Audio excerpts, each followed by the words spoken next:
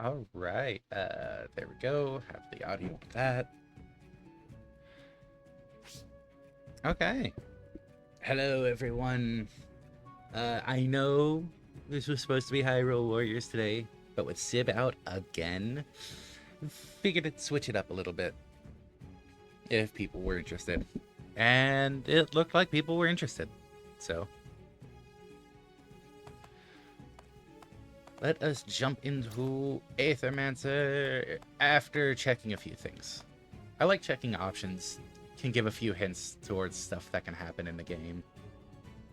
Rare. Hey, Drake. And thank you for the reset. 42 months. Goddamn.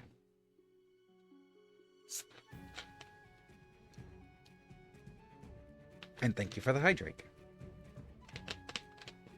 Needed that. Wow, didn't realize my throat was dry. Okay. Moving, interacting, dashing. I wonder if this... Oh, it does have controller support. Goody good. Move, interact, dash, map, menu, tooltips. Cool, cool, cool.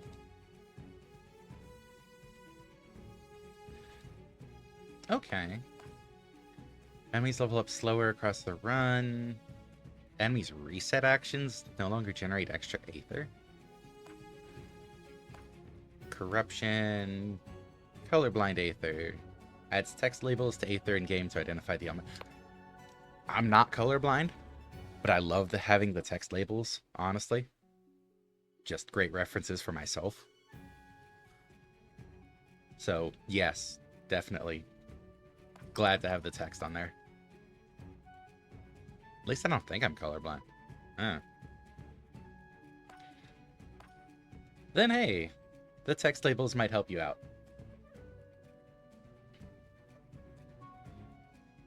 We'll see how good the text labels actually are together.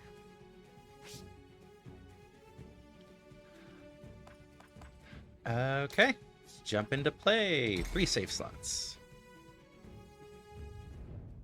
Yes, glad you can make it, Fosuke. Pretty mild, mostly some greens are brown and fewer reds are brown. For too long you've overstepped your place. Void will cover every city of our world, starting in Vigil. A fitting end, if considered. All was created. Now all shall share our fate. First the fractured ruins, then all Terrastay, then you, Mithras, Syriux, Syriu? Siri.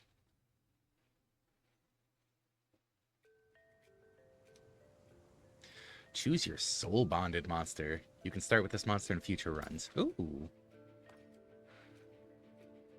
Okay. Imagine being colorblind could not be me.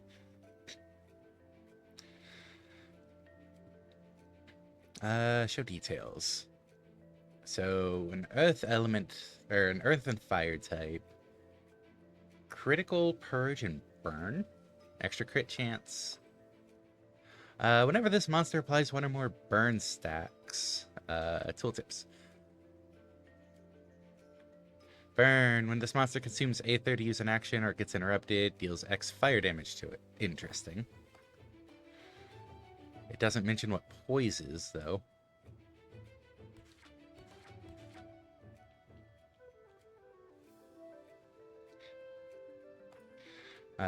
Grapple. 2 times 3 earth damage against target enemy, purges an Aether. Purge destroys enemy Aether, prioritizing Aether that the enemies need for their actions. Ooh. Good that it automatically prioritizes Aether that enemies need, I guess. I guess we'll see how that works out once we actually get into battle. And Ignite. 3x3 fire damage applies 2 burn. It looks like Grapple needs 1 earth and Ignite needs 2 fire. I'm assuming that's Aether generated.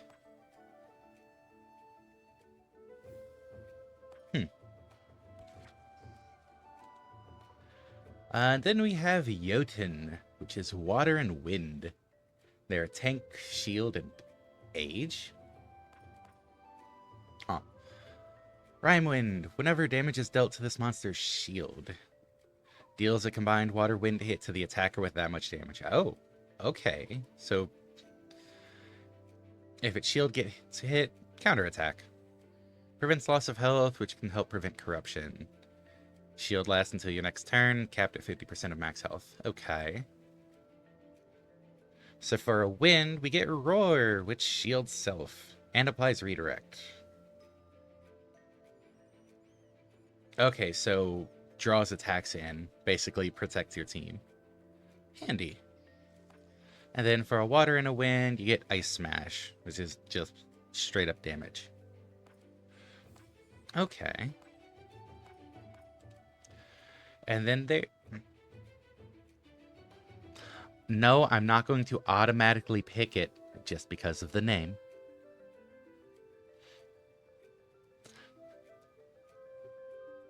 Just saying. No. Nixie? Nikes? Just Nix, perhaps? I'm gonna go with Nixie, because it looks like it's a pixie-ish. Earth and water. Types are heal, aether, and poison. Interesting. Toxic Tides. Whenever this monster receives or applies a heal, applies poison to the enemy with the lowest amount of poison. Ooh, that does sound handy.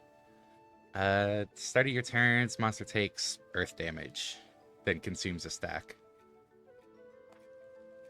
Leeching Strike takes a water, deals damage, and then heals all allies. Okay. Restores water and earth. heals an ally, and target generates 3 random Aether. Monsters generate Aether semi-randomly, preferring Aether they are missing for any of their actions. Okay. So you could still get dud Aether? Or I don't know if you need, like, non-typal Aether. Or if that can be used for anything. So I don't know if I should say dud or not. You can still generate off-type Aether. And then we have Minokawa, which is fire and wind. Its types are sidekick, dodge, and force. I wasn't looking at the perks. What do they have? Shield generator +2, so I guess extra shield. Aether +1, I'm assuming generating extra Aether? Because the tooltips don't actually go over to that. And then extra crit damage. Okay. So Minakawa has Shining Spark. The first hit of each attack this monster deals +1 damage with 2 buff stacks on it. And shields itself. Hey, shield, that handy bit. That's a lot of tooltips. Tempering for 1 fire. Applies sidekick, 1 force, and 1 dodge. Dodge evades every second hit of an incoming attack. Okay. Sidekick, when another ally attacks, triggers a sidekick attack. Okay, so it supports an attack. It gets an extra hit in when something else attacks. Fancy. And Force turns each hit into a critical hit, which deals 50% more damage, rounded up, and +1 poise damage. Okay, so Force is guaranteed crits. And then for 2 wind, Supersonic Strike. 1 × 8 wind damage against target enemy. Applies sidekick and 1 force.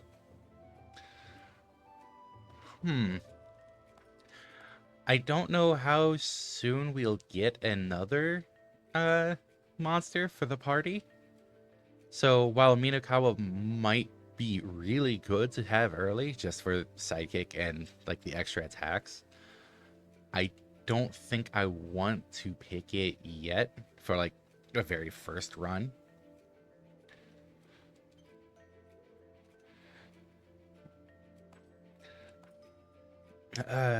Sharoof. Just straight up damage. Which, again, going into this at the idea of, why didn't you dodge? I'm going into this at the idea of, I don't know what to expect. It's my first run. Just going all in on damage might be good. Just to see what I'm up against.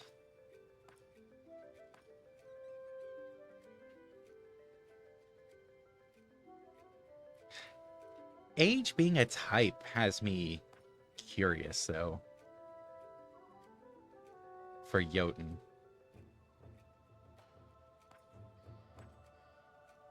And I do like the potential tankiness into damage.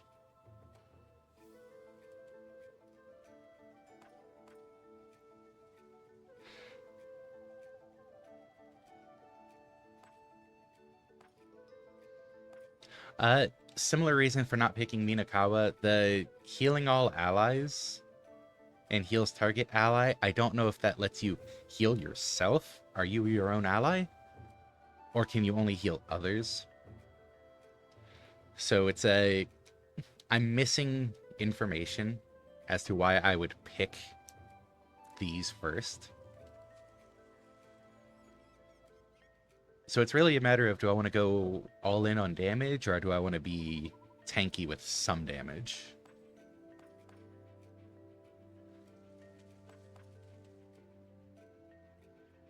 I think I'll go with Jotun.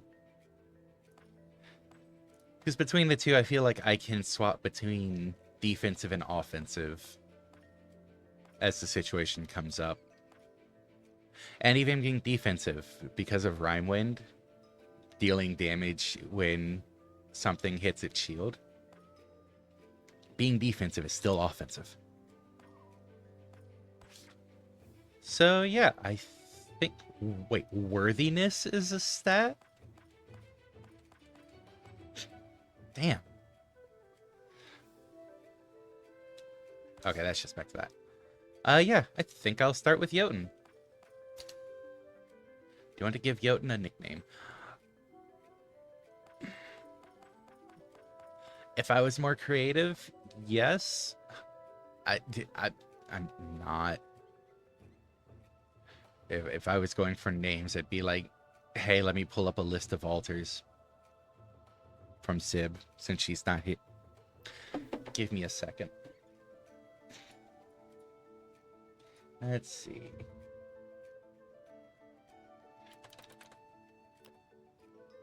I'm sure I've got a list around here somewhere.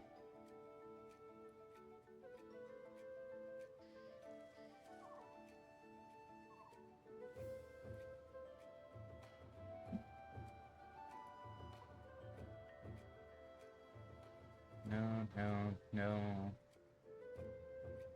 Yeah. This one? Yeah, this one.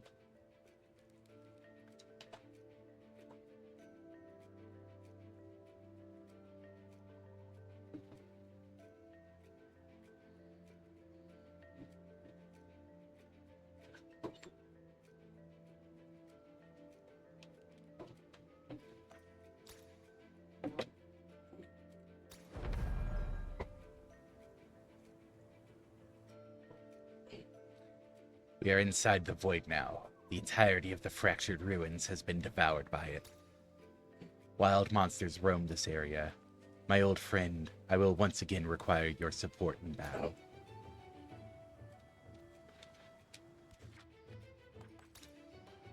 Okay, so this pulls up that same menu. Inventory. What does a monster flask do? It has no information there. But mementos can be used to combat to craft the memento of a monster. Monster soul that can be used to rebirth a monster at the monster shrine. Oh, so having a memento just unlocks that monster during runs? And it lets you establish a soul bond with it. So if I get other mementos, can I choose those monsters at the start of a run? So, like, I can have multiple at the start? I can only pick one at the start? This tent appears to be rather new, which means there are people actually living in the void, and they call me mad. A wild monster is blocking our path. We will have to fight it. Definitely blocking our path. Okay, you have a lot of cooldown after that dodge. Or dash.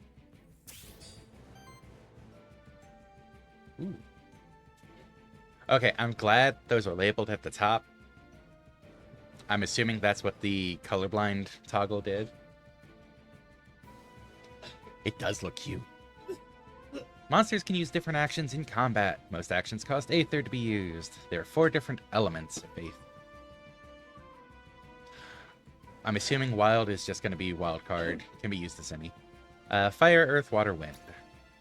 You currently do not have much Aether. Your only option is to use your monster's basic attack, which can always be used to generate additional Aether based on your monster's elements. Okay. So it generates 1 water, 1 wind. Which does mean the next turn I could just straight up use Ice Smash.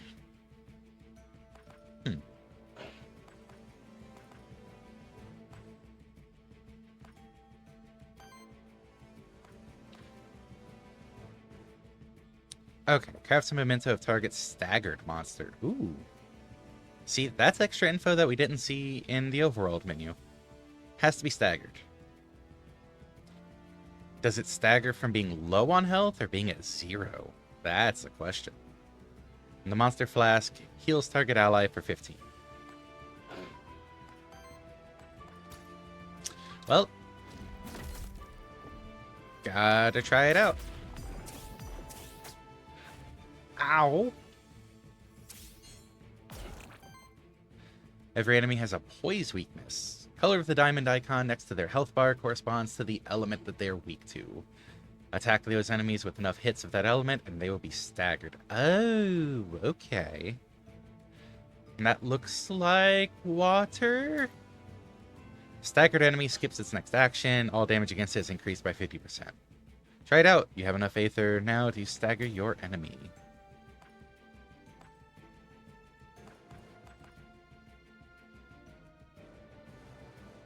So that'll leave it at 1. Convenient. Yeah, you can see the water icon actually, like, have a connection to the stagger. Interesting.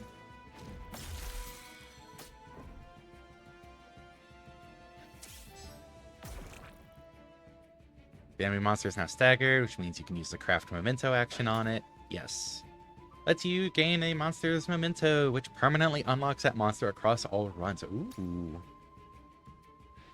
Use the craft memento action on the enemy now. Yep. Thank you, tutorial. Is it guaranteed if they're staggered? That looks very guaranteed if they're staggered. Oh.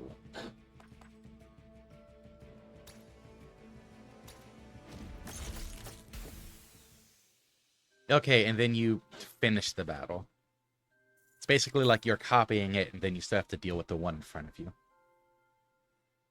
This is the worthiness screen. Your monsters gain worthiness in combat through a variety of means, like dealing damage, healing allies, or preventing enemy actions. Worthiness provides small permanent bonuses to your monsters, which persist when you rebirth your monsters on future runs. Okay, so worthiness is the meta progression. Detailed worthiness info.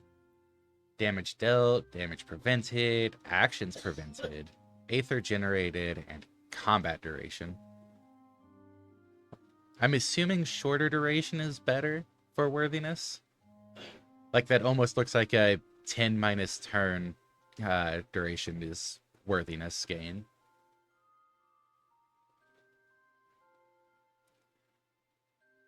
But that's very off the cuff. There might be a very different formula, happenstance, etc. I gained 1 experience. Or half a bar?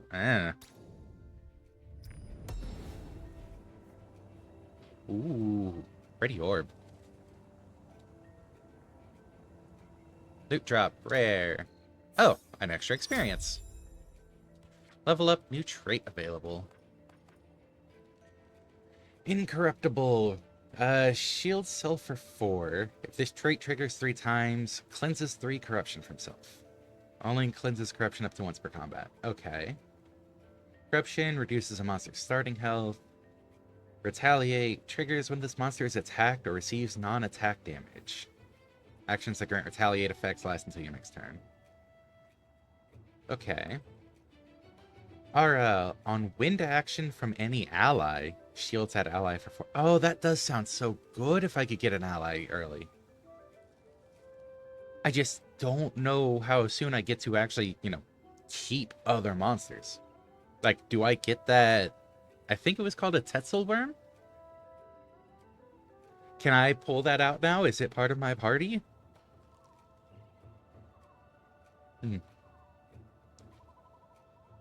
Alright. This trait affects all allies or enemies at once. Cannot have more than one of the same aura trait in your party. Okay. And whenever redirect is applied to this monster, shield self for 7. See, that is automatically really, really good for this because of the one attack that already applies shield and redirect. It just makes the shield that much stronger. All of these are really solid, though.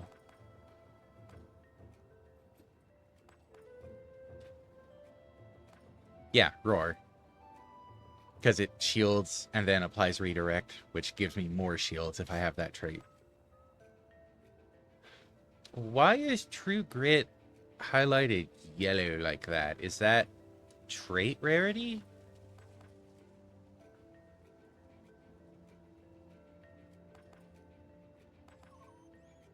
Like, is this just a very rare trait to pop up? I haven't heard of Akashic stuff much until Fuga 3. Now I see them referenced constantly. I think I'm gonna grab True Grit.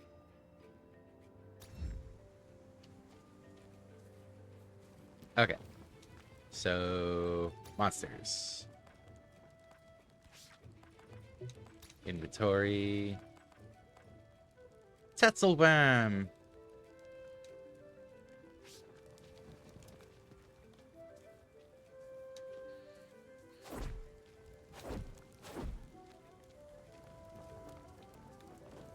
Looks like I don't have the Tetzelworm in my party.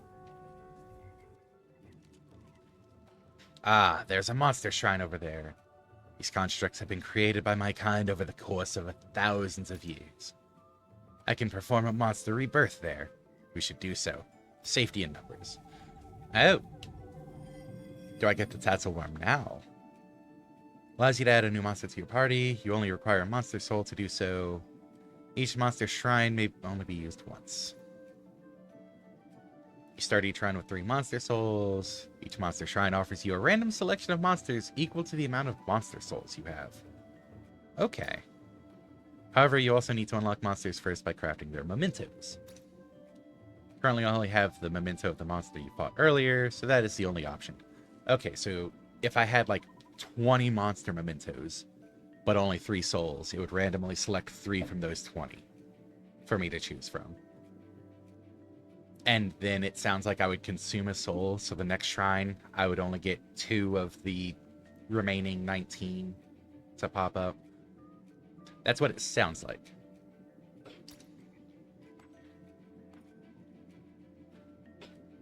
Okay. Primeval Blight, signature trait. On crit, applies poison. And this monster gains plus 4% crit chance for every poison stack on an... Oh, wow. So if you get an early crit, your crit chance goes up because they're poisoned. That's a little scary. Toxic Slash. 2x4 earth damage and applies 2 poison. And it only costs 1 earth. And then Fire Claws, 4x2 fire damage, costs fire. Straightforward. Deal damage, poison, deal more damage.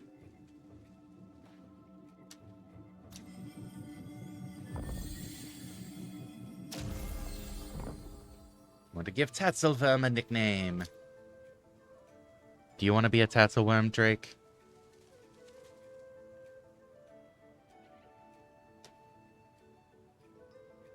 You did call it cute. Giving you this chance before I go to the altar list.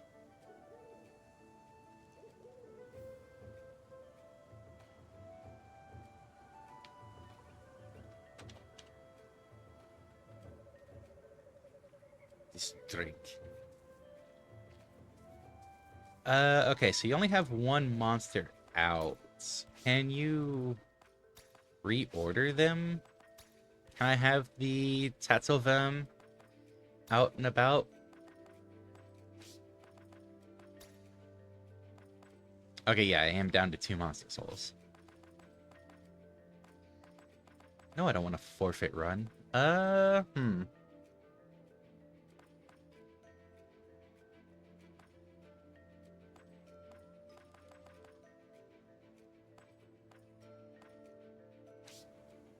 Does not look like it. So it seems like you only get to run around with your main monster, your first one. Probably, unless it dies. Oh, hey! You should probably go watch them instead.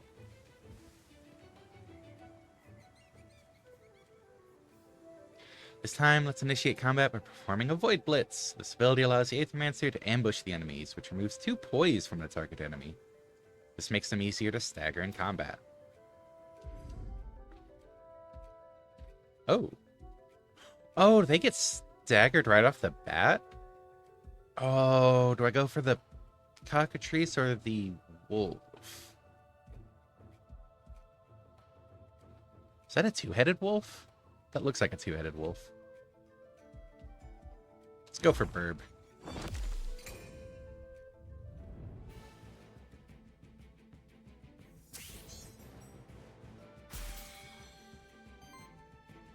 Party's almost complete. Just need your third monster now. To add a third monster, you need at least one more memento. Stagger one of these enemy monsters and use the craft memento action. Yes, please. Yeah, just guaranteed. Tank, burn, and dodge. Ooh, dodge tank. Huh. Oh, okay. So it looks like it pulls from, like, you have a group Aether pool for your team.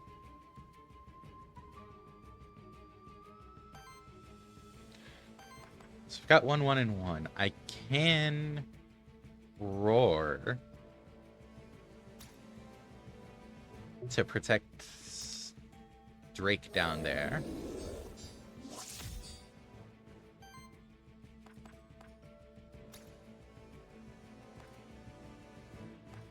And then I can Toxic Slash.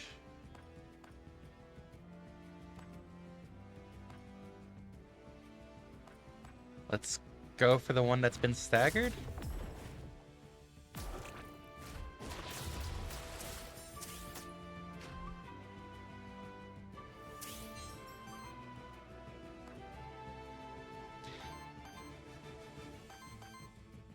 Yeah, that did a solid job at defending and got 6 damage off. Nice.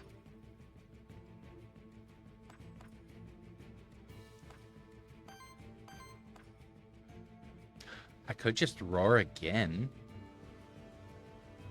Because that's giving me, what, 13 shield?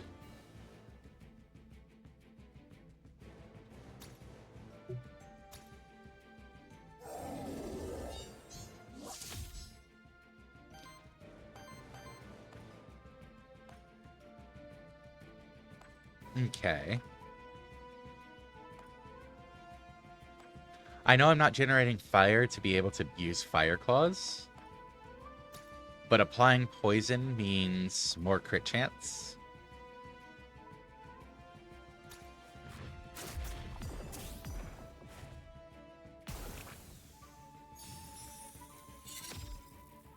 Snow support, huh?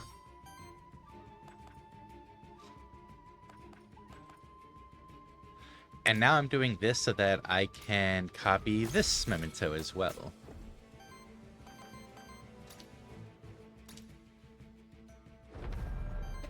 Fire and water, sidekick power heal.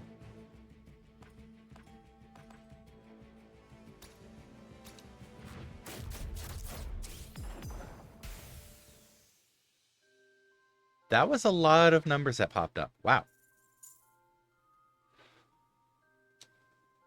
Damage dealt, prevented, actions prevented, combat duration. Damage dealt 50, so plus 5 worthiness. Okay, so damage to worthiness is, it looks like for every 10, rounded down. So if I had reached 20 damage dealt, that would have been plus 2 worthiness. But since it was only 18, rounded down to 10, 1 worthiness. Okay.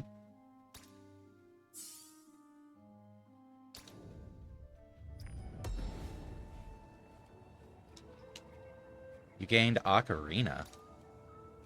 On support action, heals the ally with the lowest health for 3. Wind damage plus 1. I mean, if nothing else, the wind damage plus 1. And Roar is a support action. Oh.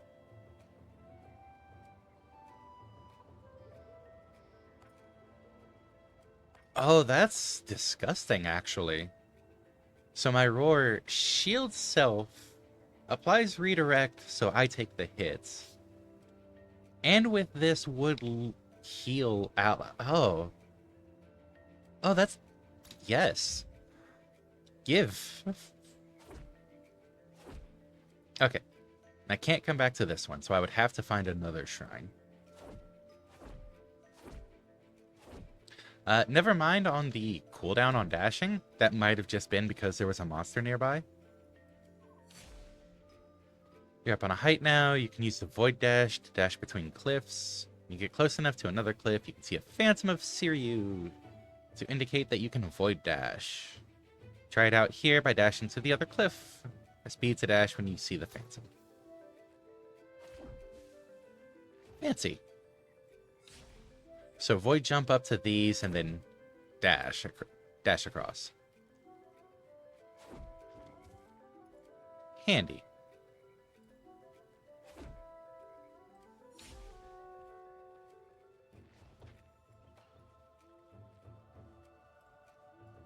Okay. You need to Void dash from... Yes, I know. I'm messing around with stuff. Chill game.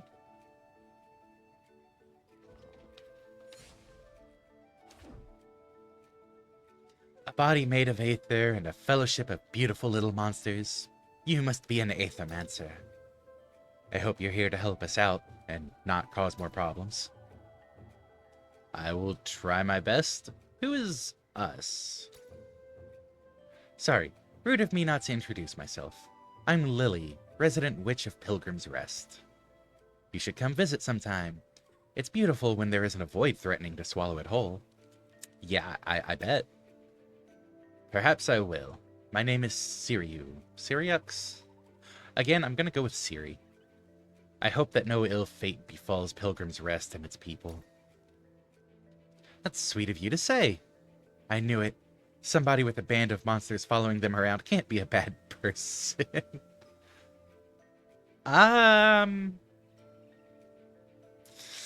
Maybe not the best way to judge. I don't know. I don't know this world well enough. Maybe that's pretty accurate. Maybe the only people who have monsters following them are good people. How about this? Meet me in Pilgrim's Rest and I will offer you my services.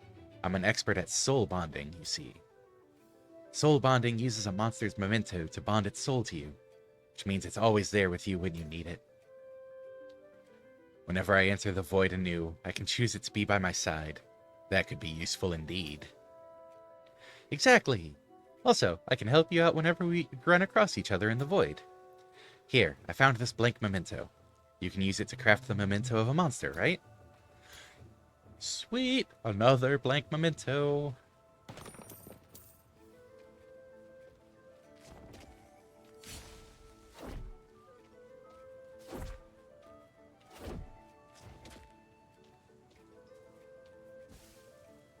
Well, that was nice of Lily. Those trees look different. Let me go through them. Okay.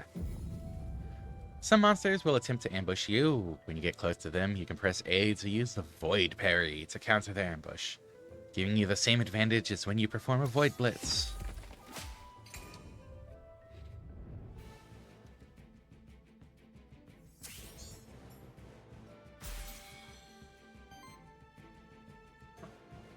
What is that thing? Can I inspect?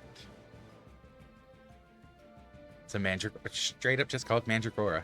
Wholesome. Start of combat applies 1 regeneration to self. Whenever regeneration triggers on this monster, applies regeneration to each other ally, then triggers regeneration on them. That's a lot of potential healing. Wow.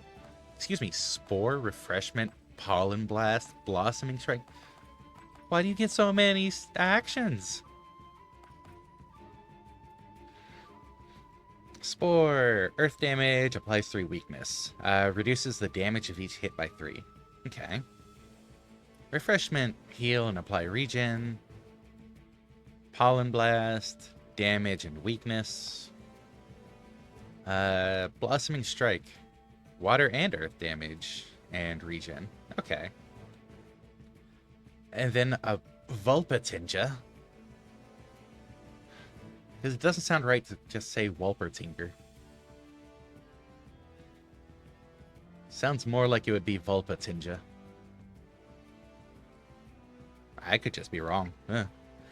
Eagle Eyes. This monster can copy the last two enemy actions and use them once. Oh, that can be scary. Uncopied action purges the same amount and elements of Aether as were spent on the action. That's also kind of annoying.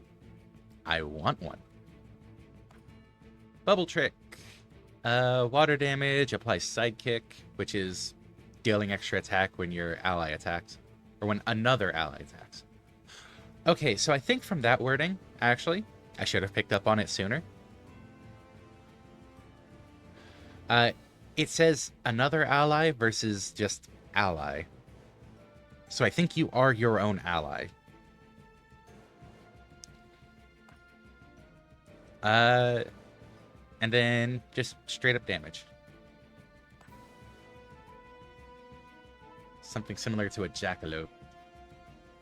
I can see it from this.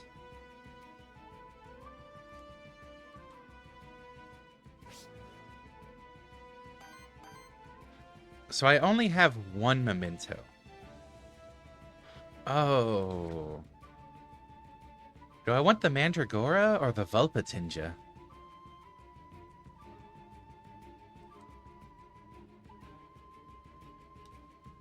Like,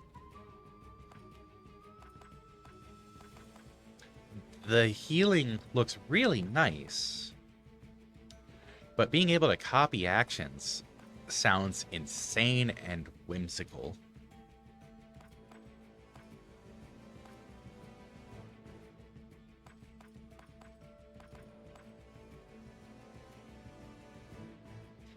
Yeah, but like, I mean, it's actual mythology folklore.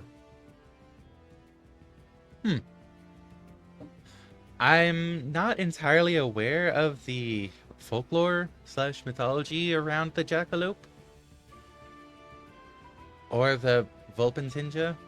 If it's a real, or if it's a, I don't want to say real, if it's very directly inspired. So you might have to share that with me. While I beat one up so I can get it on my team. Yeah, I think I'm gonna save the memento for now.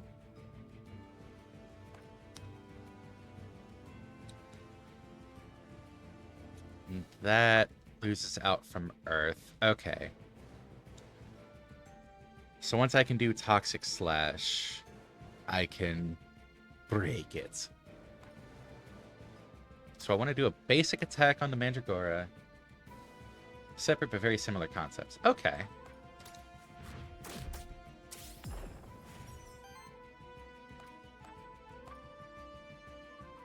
And I don't want to do Roar, because Roar will only really draw an attack from the Vulpatinja.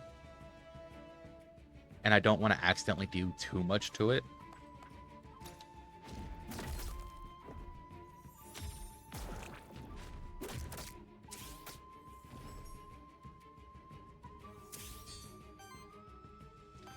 So now, Toxic Slash on you. Yeah, like, it has 5 health left. I'm so glad I didn't do anything to that. Craft Memento. Cool. And then if I roar, I get a shield, get redirect, and I heal.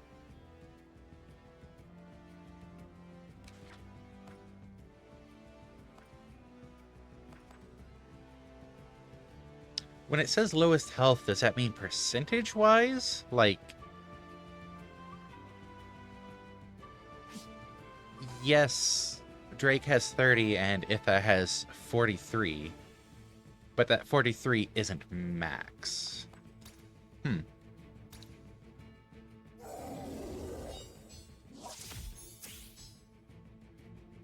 Okay, so it looked like it tried to heal Itha.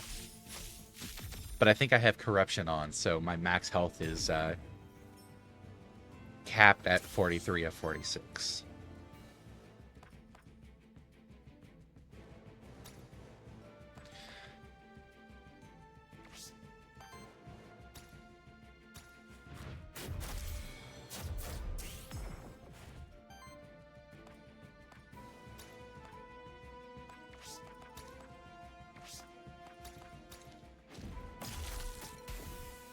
So we just get rid of that.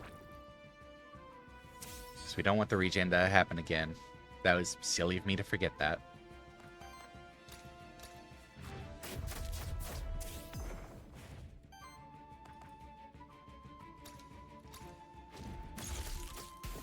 There we go.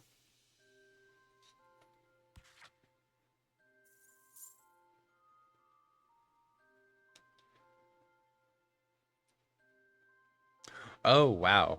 The drop from 3 turns giving 7 worthiness to 4 turns giving 4 worthiness. It is not a 10 minus turn count. Got it. Okay, so even though the heal didn't actually change my health, it still counts as healing applied for gaining worthiness. Interesting. Okay. So there's a lot of nuances when it comes to worthiness. On crit, deals 3 wild damage. Or deals a 3 wild damage hit. Counts as all 4 elements. I mean... I'm trying to build up crits anyways.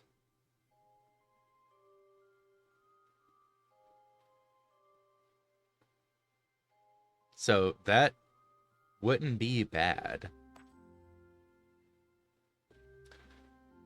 My current ally is Water Wind. Oh, I wish I could check my inventory from here. So I could double check whether any of the mementos I have are Earth monsters.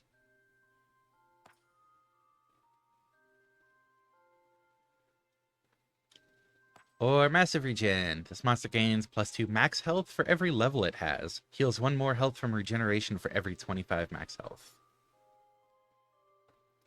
So it would get +4 max health since it's level 2. Do you have any preference, Drake? 'Tis named after you.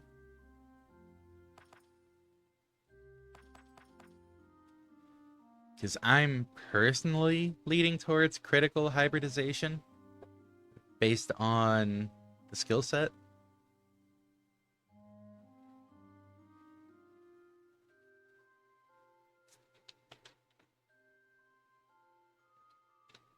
Make me big. It is done.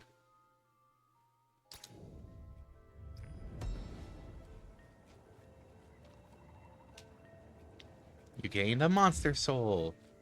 Okay, so more options at shrines.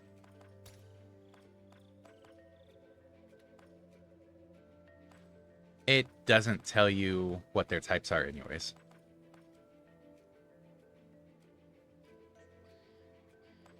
Orthrus, that's the name. And I was right on calling it a cockatrice. Cool.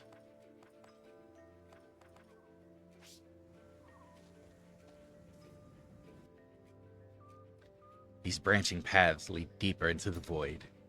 I can sense that each path will take me to a different zone, all part of the same biome, but with a different fate in store for me. This is but the beginning of my journey towards the core of the void.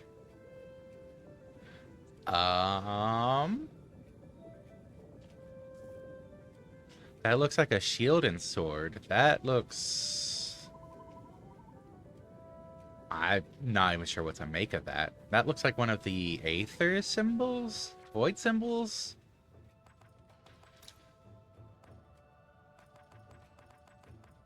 Looks like a symbol I've seen already.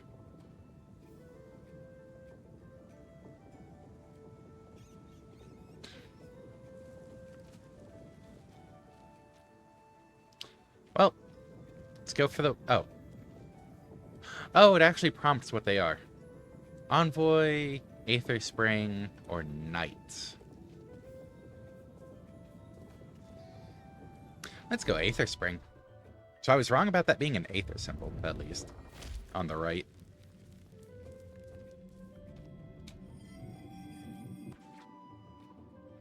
When choosing your monster, you should primarily consider the monster's signature trait, elements, and types. This way you can quickly identify what the monster's strengths are and what role it can play in combat. Okay, yeah, none of these three had Earth anyways, so that would not have worked out.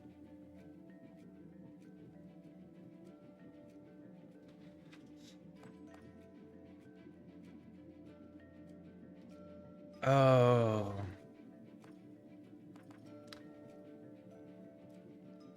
I want the Volpatinga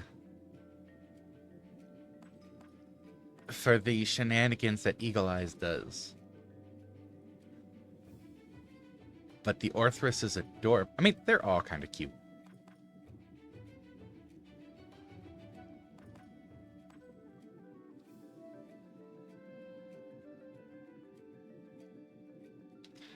Cockatrice is marked as tank. What was tank again?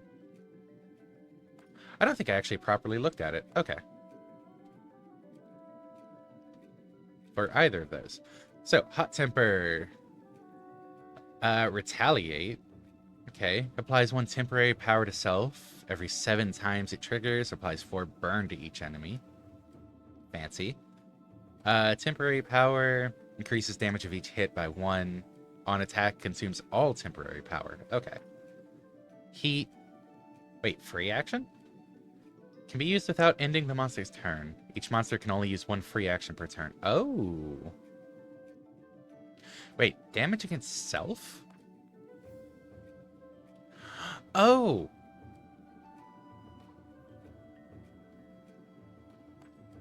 So I can take a little bit of damage to trigger Hot Temper at the start of a turn. And then either basic attack or flurry. Because temporary power increases damage of each hit. And then it only consumes it at the end of the turn. So this is 3 hits of 2. Heat once would give me +1. That turns this into 3 hits of 3. Interesting. Interesting. And then we have the Orthrus with 2-headed. On attack, if this was the monster's first attack of the turn, heals the ally with the lowest health by 5. If it was the monster's second attack of the turn, applies power to self. And power increases damage of each hit, just not temporary. Okay. Aqua Pounce, water damage, Fire Fang. Fire damage against target enemy and applies Sidekick to self.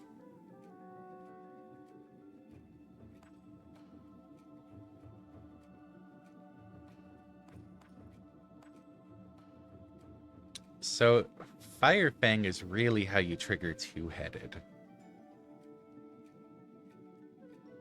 Because you give Sidekick to yourself with the first attack, and that first attack heals. And then another monster attacks to trigger Sidekick, and that's the second attack. Which would apply power.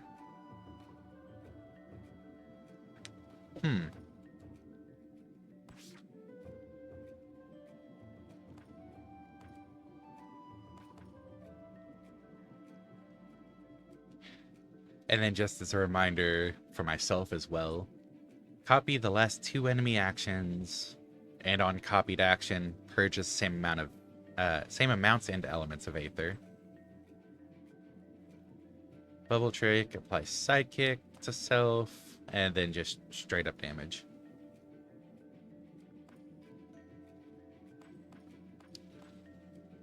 Why is its type critical?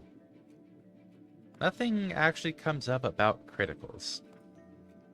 Oh, because its perk is crit chance plus 30%. Okay, never mind. I see the critical.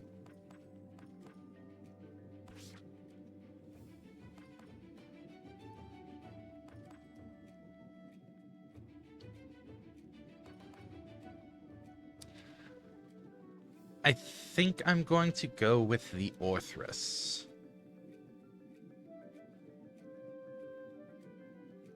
because a bit more healing just to potentially offset all the tanking that Jotun will do.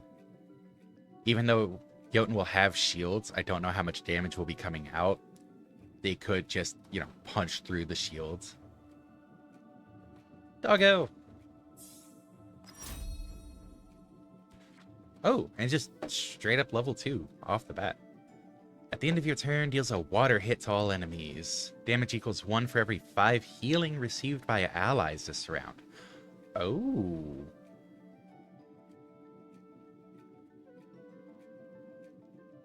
Wait, doesn't that mean I deal damage every round? Because the first attack... Thank you for the hydrate. Because the first attack of two-headed triggers a 5 health heal.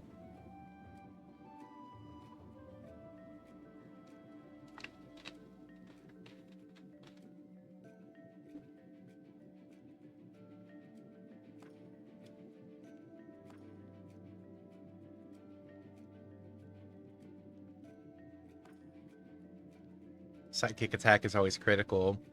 It's not bad. And every 3 attacks applies power to self. Yeah, that would really keep the power going, especially if you're using Fire Fang a lot.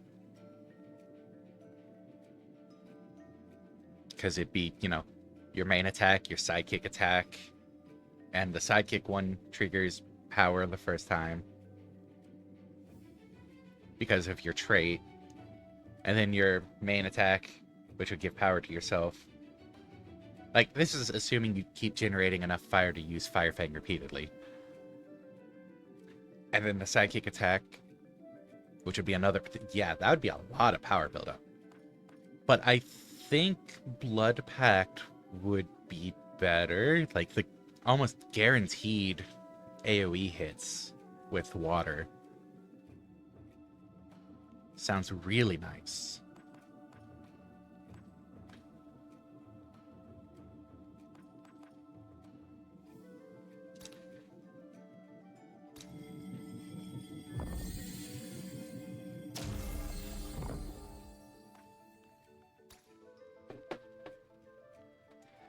I have to go this way just with how she is now.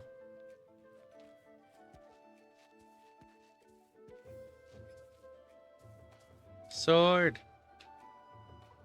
A colossal sword that must have been carried by a colossal human. Or monsterkin. If not something even bigger. Ah, yes. This is a colossal sword. And then there's this.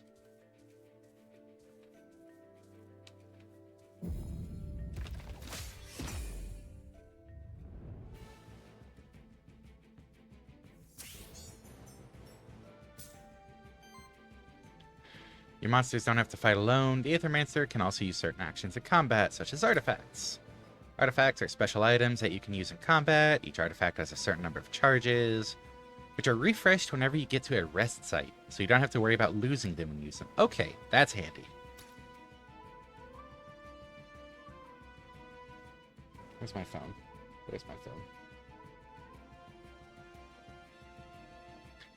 Because my alarm's about to go off saying, hey, it's almost the hour. It's almost break time.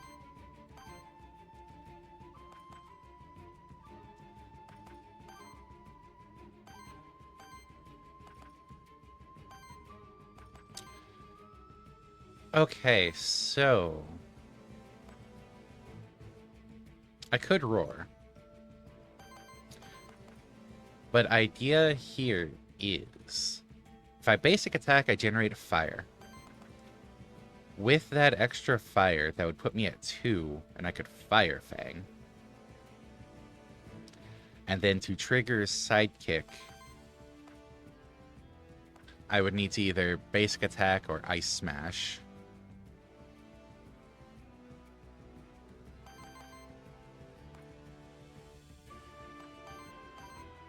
Yeah, I think I follow that route.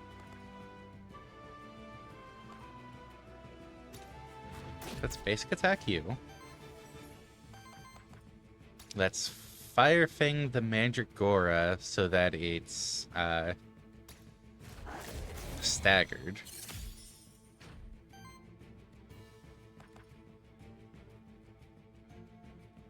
And that triggered a heal. Yeah, even though I only recovered 3, that still counted as 5 for the aura. You can see in the top left corner.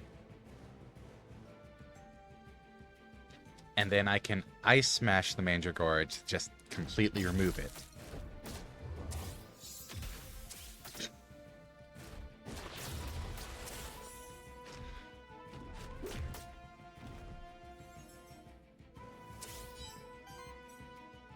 Okay, so I actually got 2 fire off of this one. So I can start off with doing that to get healing and sidekick.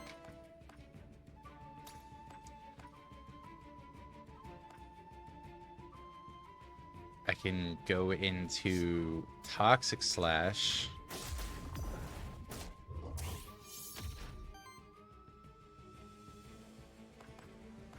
And then I can Roar, which should heal.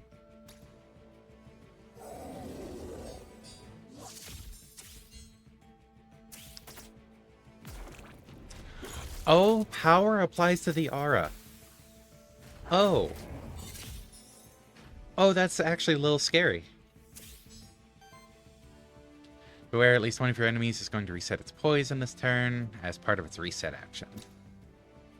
Apart from resetting its poise, reset actions generate 1 random Aether and trigger an additional effect based on the individual monster. Okay. Enemies use reset actions the turn after they were staggered, or when enough turns pass in combat, without getting staggered. Doesn't matter, gonna die anyways. Okay, yeah, so because Urza's down here has 2 power, that Blood Aura, yes, it defaults to 1, but the +2 actually makes it deal 3 damage. Oh, that's a scary progression. I like it.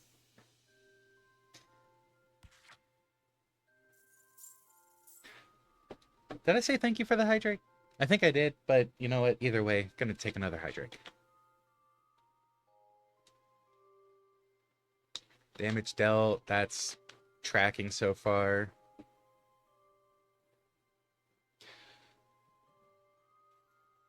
Actions prevented, damage healed. Wow. Okay, yeah, that's gonna be scary for damage output. So if I can keep Drake and Urzace, they give you tools that good, consider how tough they'll get, right?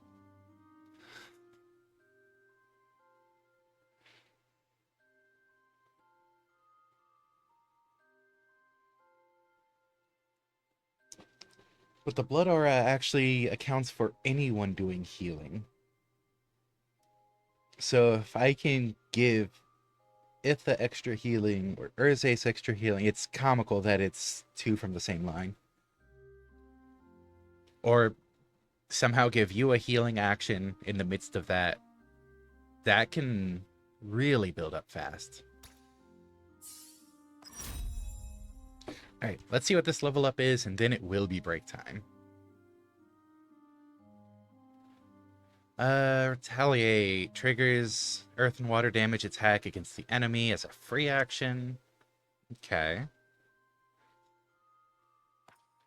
Glacier Smash.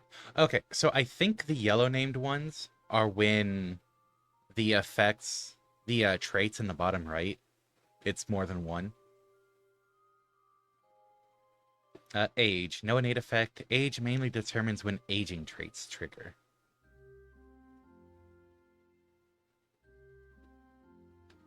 Shields all allies with age for 5. So I would only shield myself if I grabbed this? That cost a lot of Aether, though. Ew.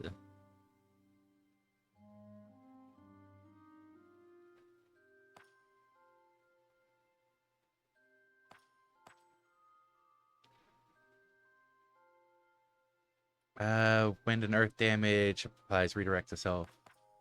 I might grab Thorns because it's a support action, and support actions...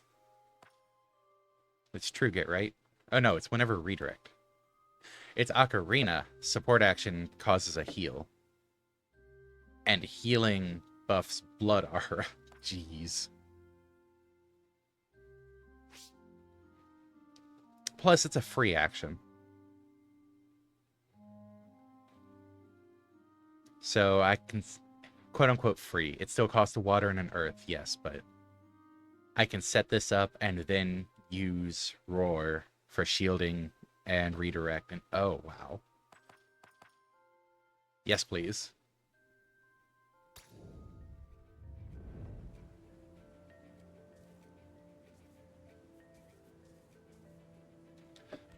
But okay. Oh, map. You can use the map to teleport to any points of interest you've discovered in this zone. Huh. Neat.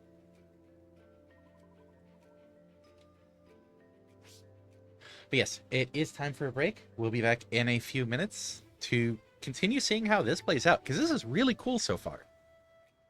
I'm curious to see how the difficulty progression goes, to see if I actually lose this run before the end of the stream. Or see how far I can actually make it. So, see you all in a few minutes, everyone. Bloop.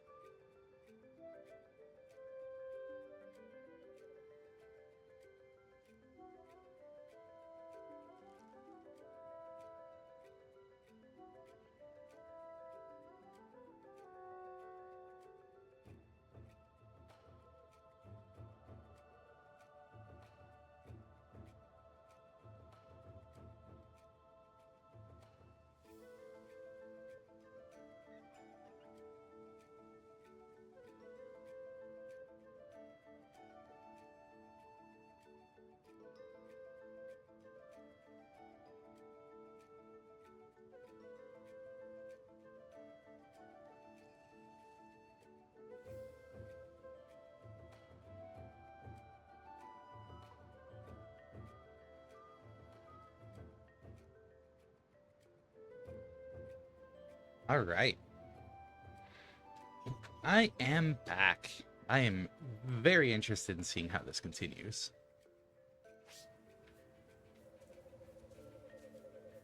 Like, the hell is this orb? Why is it surrounded by runes? Rah! I think this orb was from the monster I just beat. Oh, thanks for the hydrate. Gained a scepter.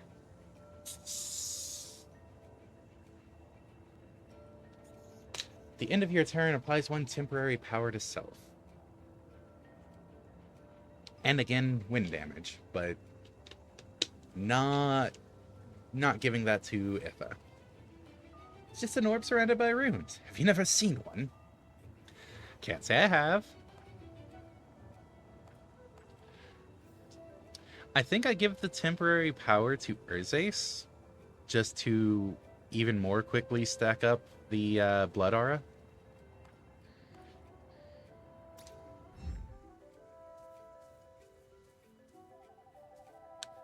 Okay, I'm gonna go ponder the orb. Equipment from random loot drops have 35% chance to have a higher tier. Last until end of the run. Or at the end of each combat gains 2 extra gold. Wait, I was gaining gold?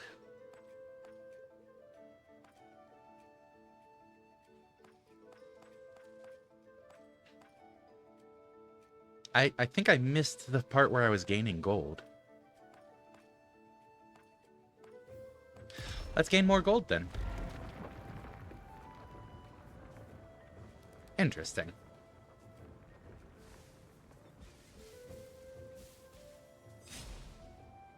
Back up on a height now. If you perform a Void Blitz from a height on an enemy that is on the ground, it loses 3 poise instead of 2. Oh, that's cool.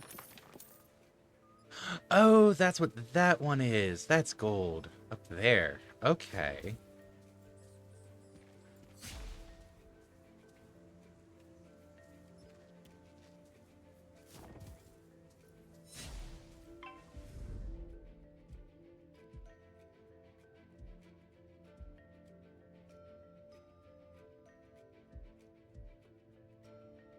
Let's go for this one.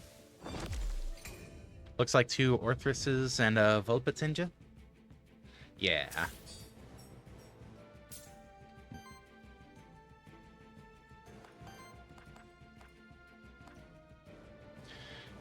Okay, so same starting idea as before.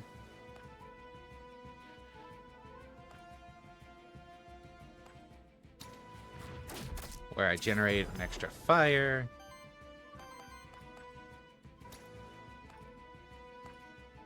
Fire Fang you to get some healing and some sidekick. And then I can water an earth for thorns, which should heal. Because it's a support action.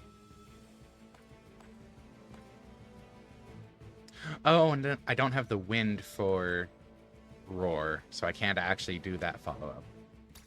But I can still basic attack to get that follow-up.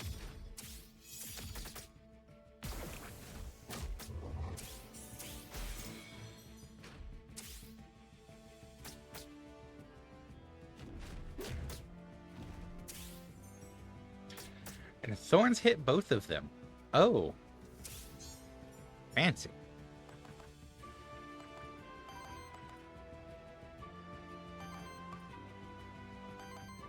So I Fire Fang.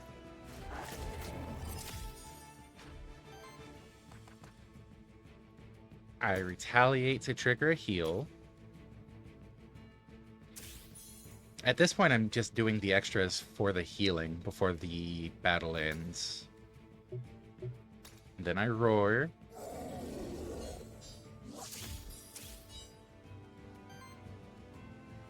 And that's almost everyone capped off on health. And you know what? Let's stagger them before the very end.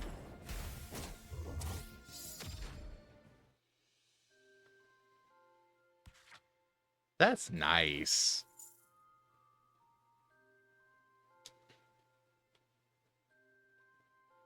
Oh, because it was only 2 turns, got 10 worthiness on combat duration. Okay. I do appreciate the breakdown at the end here.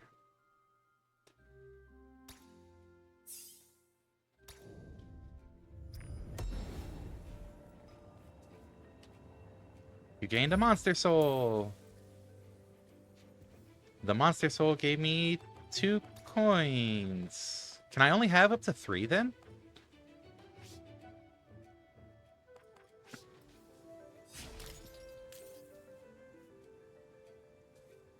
Huh. Okay, that leads to another path.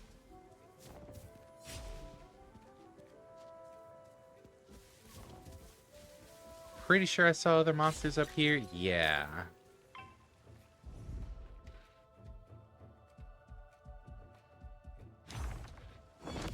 Let's break the bunny.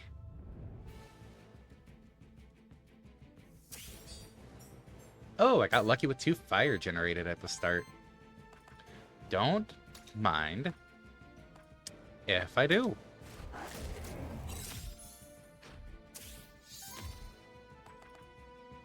I can't thorn, sadly, because I don't have water.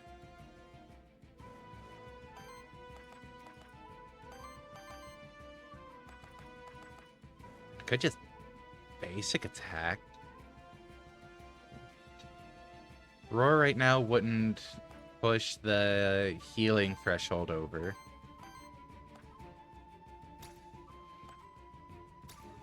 Cancel your attack with a stagger.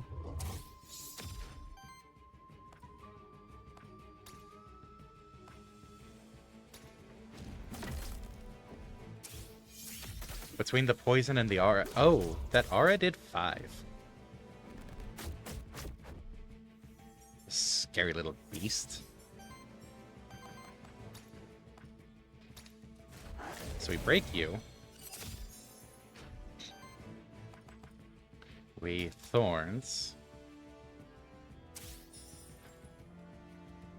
We roar.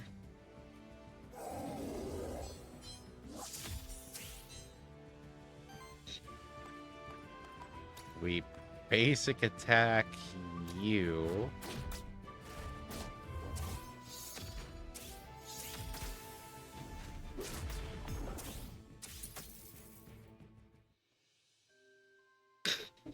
Between the shield and the thorns, that cockatrice was not gonna feel good. Oh, and that still only counts as 2 turns, because I didn't actually start a 3rd turn. Interesting.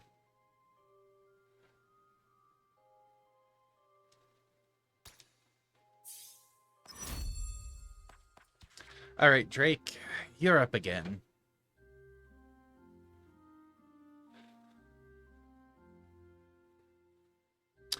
I'm assuming you're going to be picking Crystallize, though. Applies 2 regeneration to all allies. Then shields for 2 for each regeneration stack on them.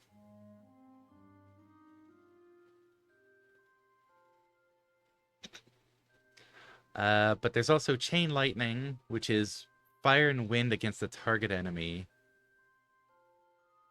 And on crit, deals damage to the enemy with the lowest health that didn't receive additional damage this way.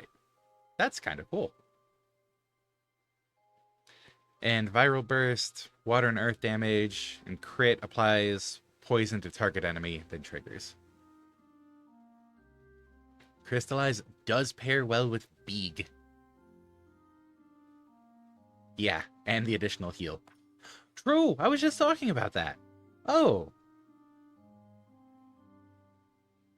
Wait. Oh, that's terrifying. If all 3 of them have regeneration, that's 15 healing right there. That's already 3 damage on the blood aura. Oh.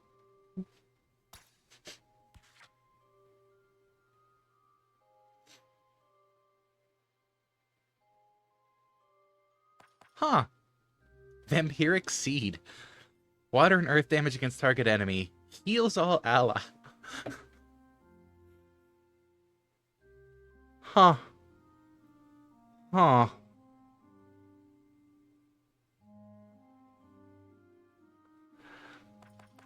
That 2 temporary power to all allies looks nice, as well as the 2 sidekick. But the 2-headed trait doesn't list anything beyond the second attack.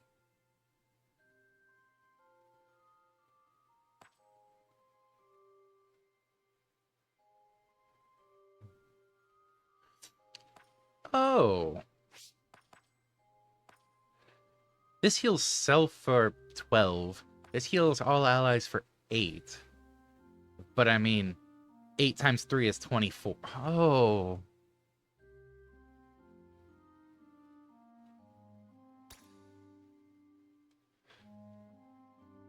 This is going to turn into a very tanky team that puts out damage because of how well they can stay healed up. Oh, gained a skill reroll. Interesting.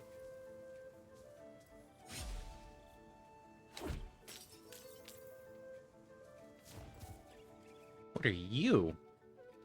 This fountain is what the monster kin of Vigil simply called an equivalent exchange. Allows you to trade gold for Aether crystals or vice versa. Once the trade has been performed, the fountain cannot be used again. Give gold and receive Aether, or give Aether and receive gold. Not now. I don't think I want to trade. I've got pretty even gold and Aether, if I'm understanding the icons in the top right correctly.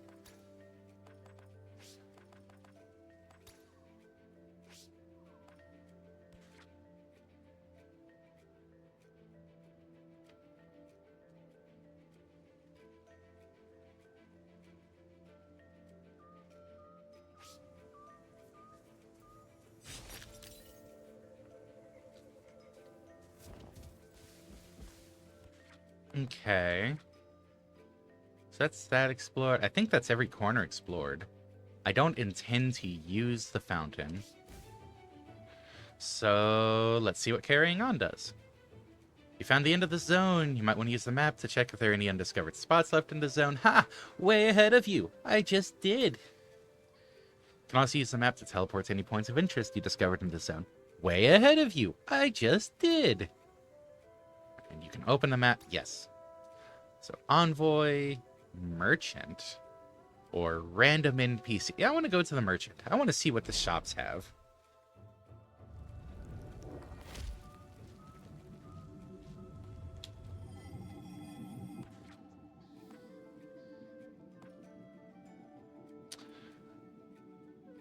Okay, so now do I get to just have them on the team and swap them out? Or does reviving one here forcibly remove one of the others?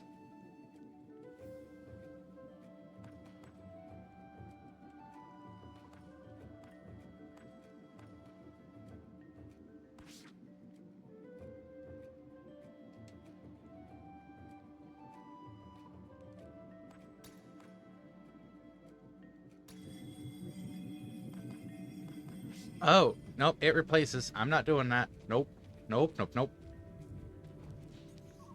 No, thank you. I've got my team. I'm happy with my team right now.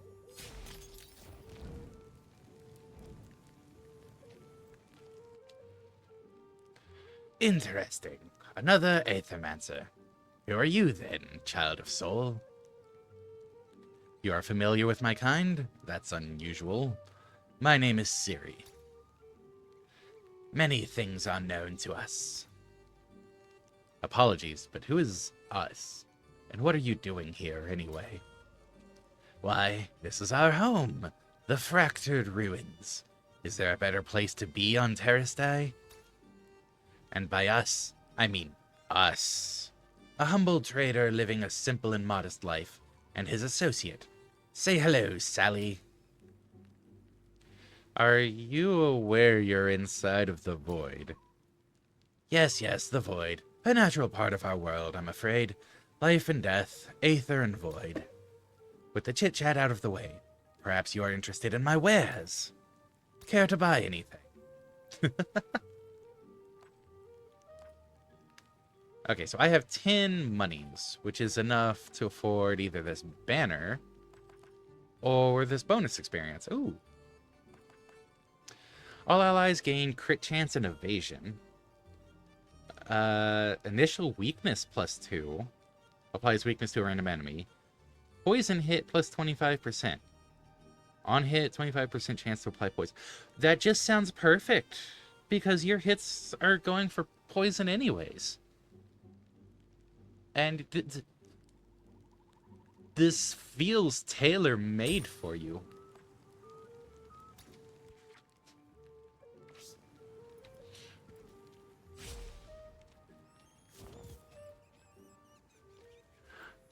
I saw a monster down there. But I also saw some item up here. Monster soul.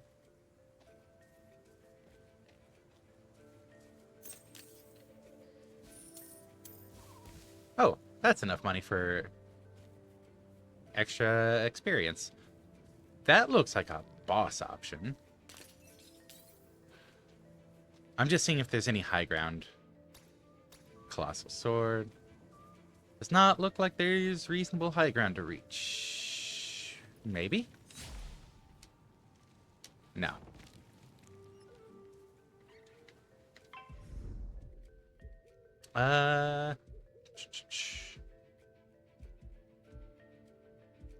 Go for one of the cockatrices. Because if I can get 2 fire, that'll give a stagger right off the bat. Did not get 2 stagger. Or 2 fire.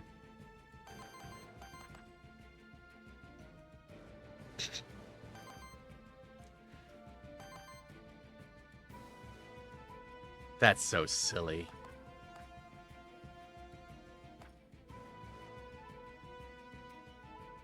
So I can do that right off the bat, though.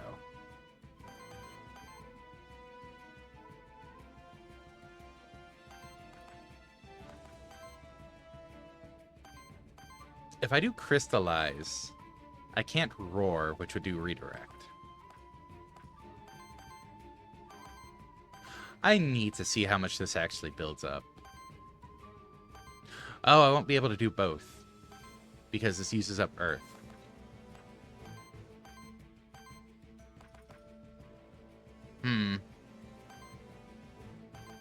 In that case, I think I will be vampiric seeding and then roaring and basic attacking.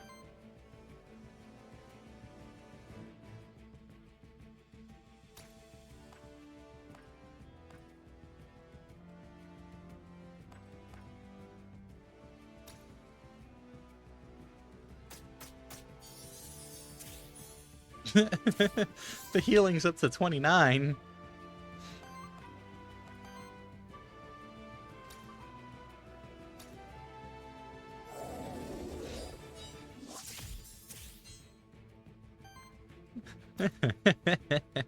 Oh, for some reason I thought I saw it on the middle one.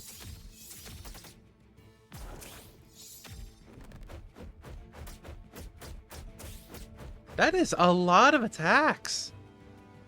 Whenever your monster takes a certain amount of direct damage from enemy actions without being protected by shield, they take on corruption.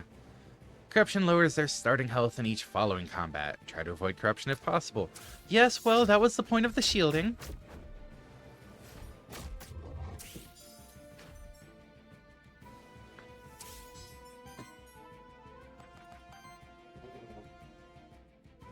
So wind and earth. That would put me at 0 earth.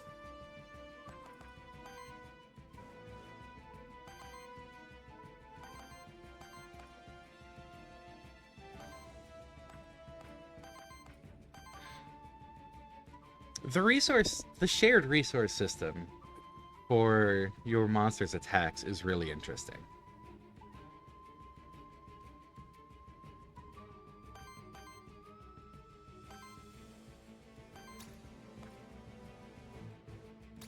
So if I do this,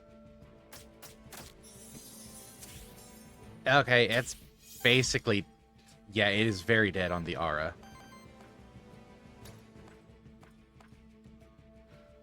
So let's stagger this one.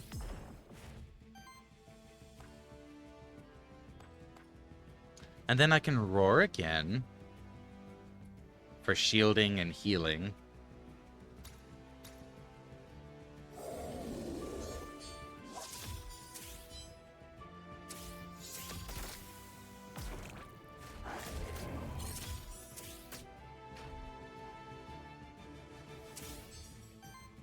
Oh, I got 2 earth out of that. Regeneration is start of turn. And I don't think it's actually going to reach the start of the next turn.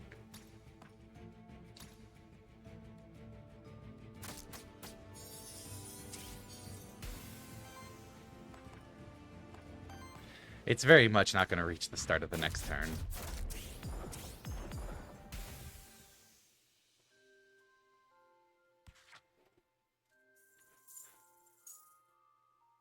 Okay, so if I have a way to generate extra earth, that would be really good. Damage healed 34. Wow.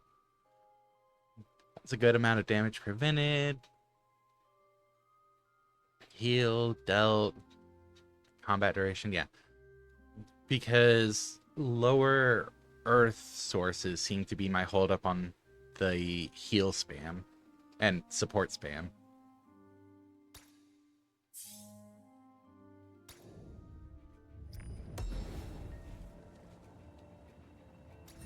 Ooh, blank memento. Yay, I can get a new pet.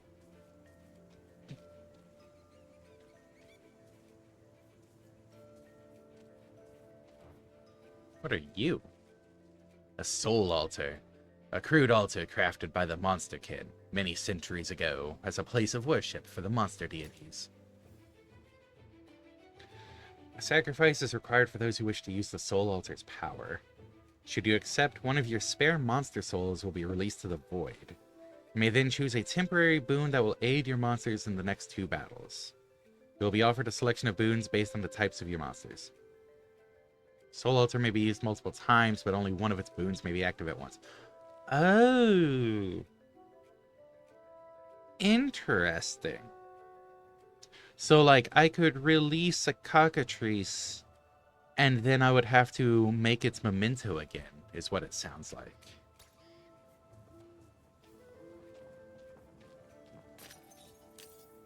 That's an interesting mechanic.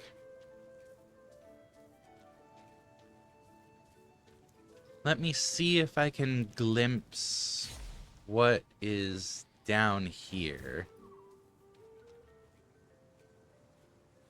Oh, those... Oh, more of those, but that does not spare. And it did look like there was a new monster down there.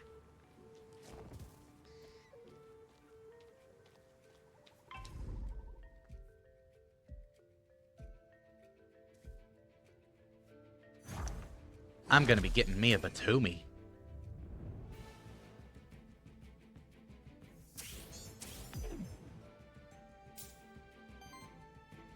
You're fighting an ooze. Its signature trait can be tricky to fight against, as it can deal increasing amounts of damage to your whole party if left unchecked.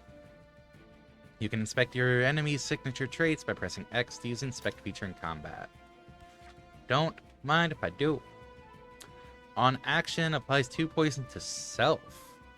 Whenever poison triggers on this monster, enemies also take damage from it. Oh. Interesting. Does it have any free actions?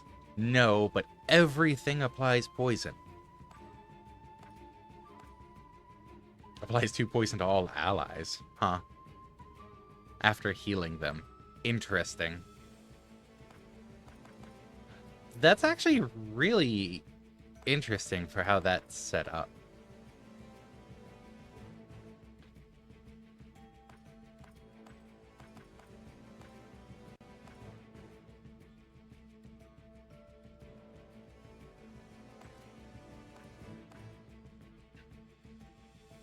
So I do kind of want to focus on the ooze to get rid of it ASAP. Question being, how do I want to get rid of it ASAP?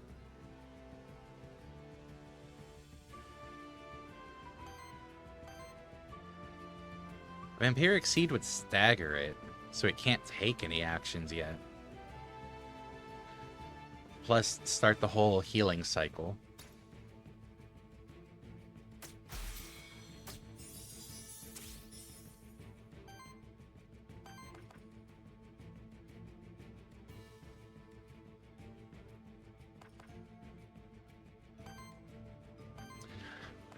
Fire Claws is tempting, but I think I want a basic attack to prep some earth for next round.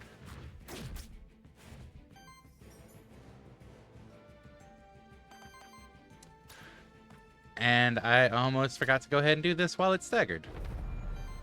Ooze!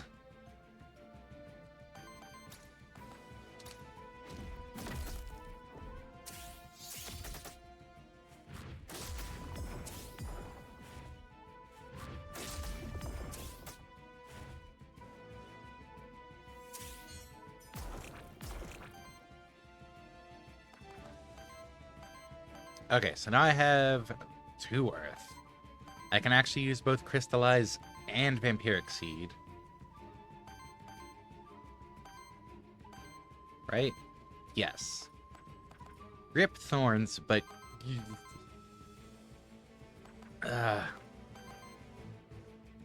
I picked it not realizing I would get such good options afterwards.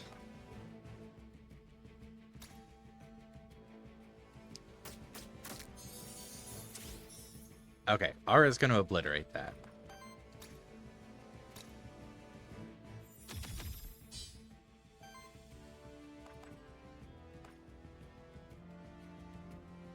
Then I can roar.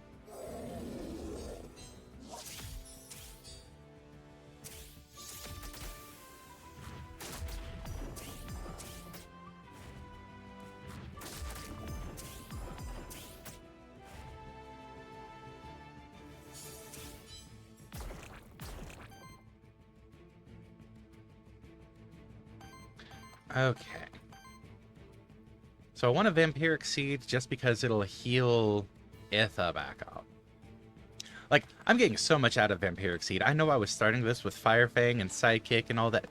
No, Vampiric Seed's just putting in so much work.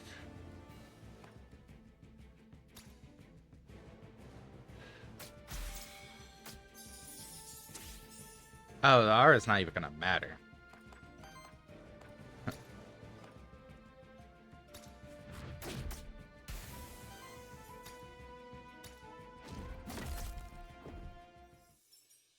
Okay.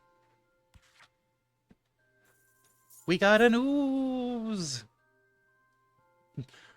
Urzace's worthiness is catching up so quickly just because of all of the healing and damage they're doing.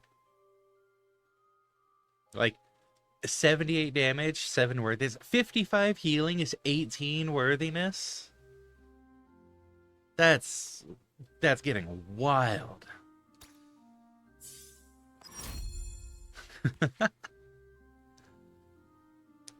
This is a solid starting team, as far as I can tell. I just need some way to generate more earth. Corruption Cleanse +2. At the end of your turn, if this monster has less than 8 shield self equal to the difference. Instead of shields on allies vanishing at the start of your turn, half of all shields... Oh, that could be really good. Gains aging. Whenever age is applied to this monster, heals and shields self for 3. That could also be really good because of the extra healing.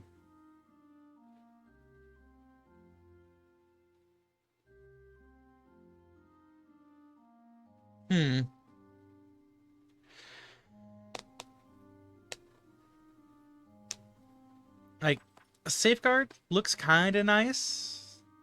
Oh, that's specifically Corruption Cleansed. Oh. Oh, man, that actually adds it into consideration for all of these now. Because that's a lot of corruption at the moment. Yeah, I think I kind of need to take Safeguard for the corruption cleanse.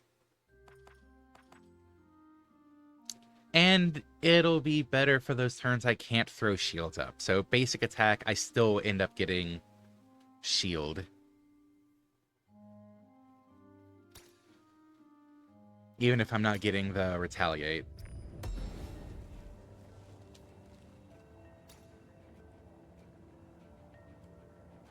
Oh, I was just talking about earth generators as well.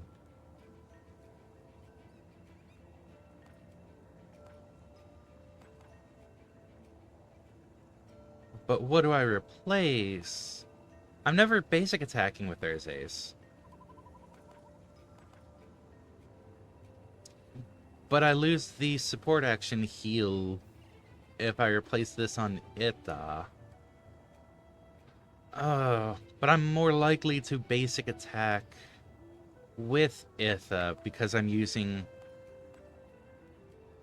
skills on Urzace and Drake. So that Earth Generator would actually kick in a lot more. Oh.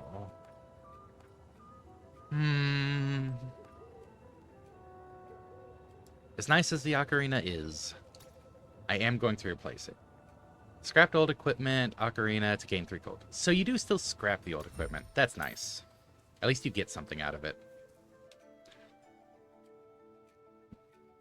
This must be what the monsterkin call a blessed pond. For a simple offering of coin, it may cleanse one's soul, or so the story goes. Okay, 5 gold for 3 corruption, 10 gold for 6. What? Nope. What do they look like right now? Cleansing 6 from all would at least completely clean up Drake and Urzace. And help Itha a smidge, considering. I think that's a fine use of 10 gold.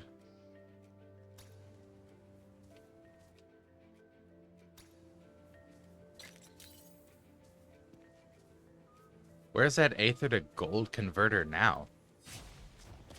I wish I'd realized how much extra Aether I would have. I would have turned it all into gold at that point.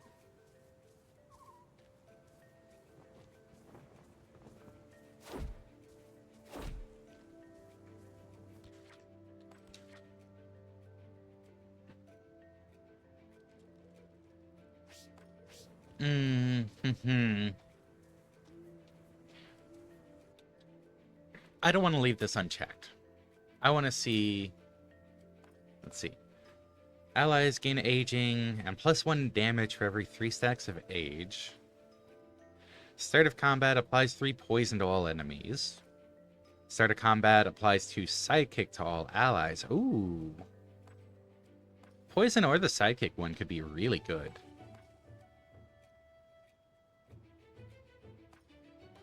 Let's go with the sidekick one.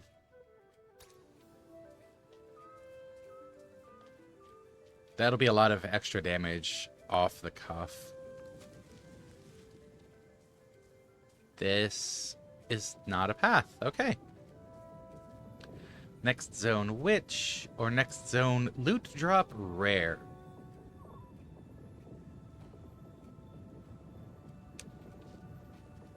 I don't know what the witch is.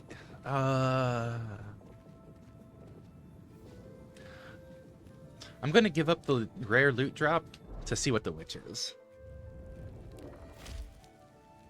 As you may have noticed, corruption is a constant danger that diminishes your monster's survivability throughout a run. There are only a few ways of cleansing corruption, and they only cleanse a limited amount of it at a time. Successfully dealing with corruption by preventing and playing around it is one of your main challenges as an Aethermancer.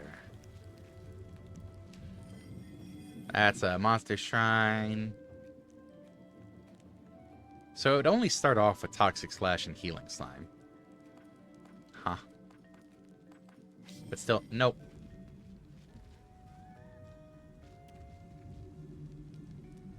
Wait.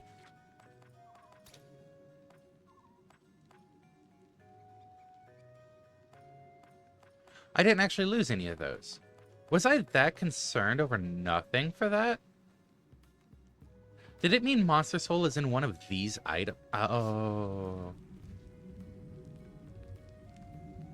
Oh, yeah, I was so much more concerned over nothing. Lily! Nice to meet you again, Siri. Likewise. I hope the blank memento I gave you helped you out. I don't think I'll find any more soon, though. But aside from that, I'll always help you out with my potions and crystals to guide your monsters by refocusing their talents. That is already plenty, thank you. Reroll an action. Reroll a trait. Or refuse. 1 XP for random monster. Oh, Lily holds a strange crystal in her hand. It exudes a volatile, pulsing energy. Look what I created. It's an active memory crystal. It contains the memories of a monster's past life. Give it to a monster to replace one of its skills with a new skill. Do you take the active memory crystal? I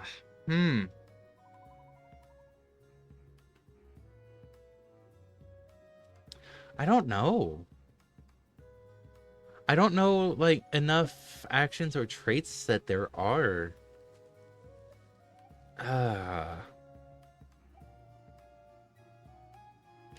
You know what? Let's reroll an action.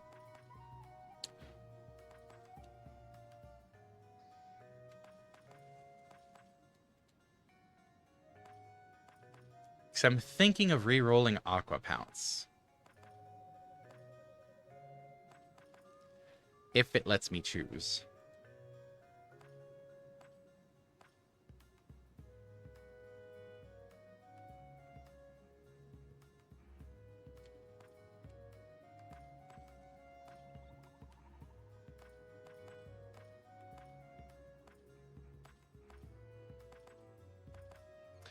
Oh, but re-rolling on Itha might be safer if it doesn't let me choose.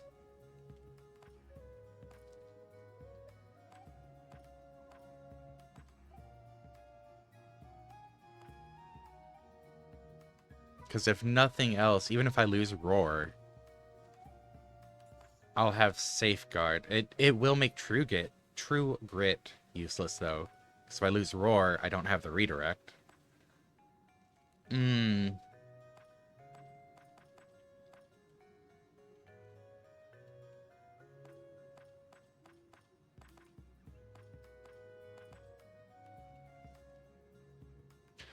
Of course, I could always reroll Toxic Slash.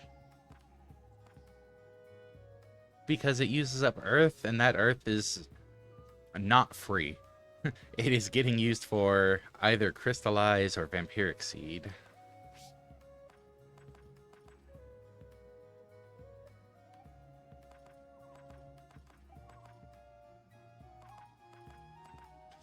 Oh, I will. I'll see what it gives me on Urza's. Okay, it does let me choose. Oh, that's good.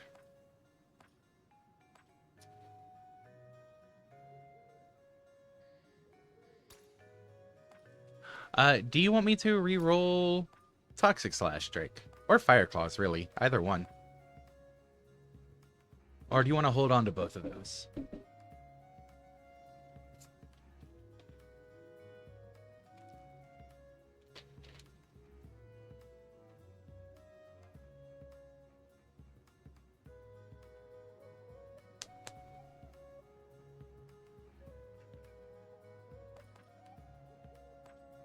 I'm fine with them. Okay. In that case, I will re-roll Aqua Pounce. Oh, and I get to choose a new one. Okay.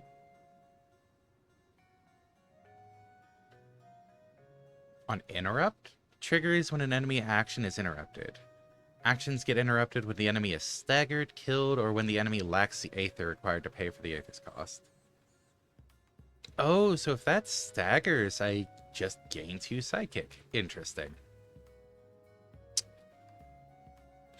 I think I want to go for snow support. I'm turning into a very supportish team. Like healing, cleansing, sidekick to trigger the innate trait, two-headed. Yes. Yes. I hope I could help you and your monsters out. Yes.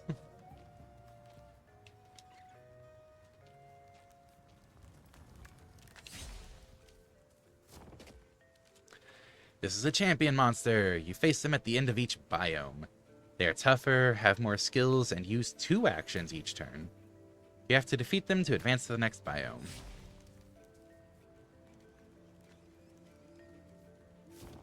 Can I lure them?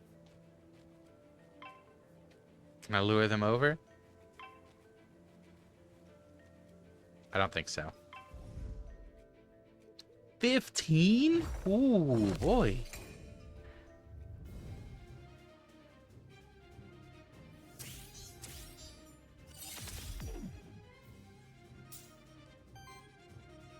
While most enemies have a simple poise weakness corresponding to one of the 4 elements, some enemies have a special poise weakness. This champion monster isn't weak to any of the 4 elements. Instead, it simply needs to be hit with a great amount of hits to be staggered, regardless of element. Okay. Also, since it's a champion, it only loses 1 of its actions when it's staggered. Okay, what do you do? For every 5 Aether purged, Aether stolen, or weakness applied by the party, applies power to self. Okay. On attack, applies 2 weakness to target enemy. Damage and purge. Damage to target, damage to self and purge. Shield, redirect. Oh no, redirect for your allies. And retaliate. Triggers damage against the enemy. And then damage and weakness. Okay, so a lot of damage and purge. And weakness. Weakness on every hit. Fun.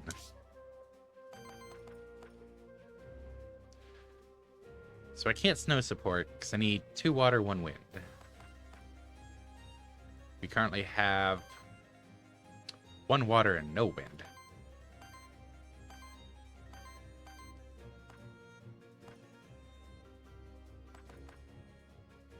Water and earth.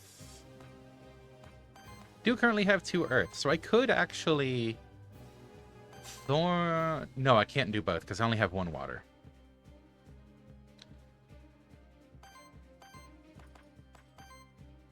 So could Vampiric Seed, Toxic Slash? No, because I'm using the earth there. And I don't want to use...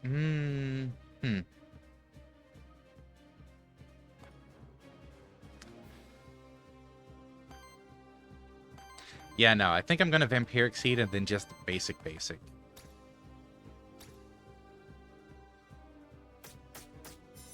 Oh, those sidekick hits, though.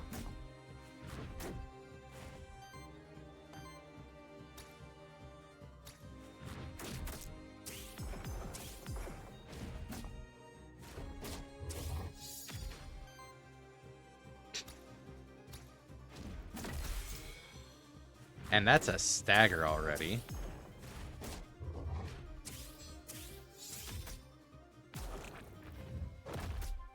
So it only gets 1 action. The weakness is unfortunate because it counterbalances the aura damage output.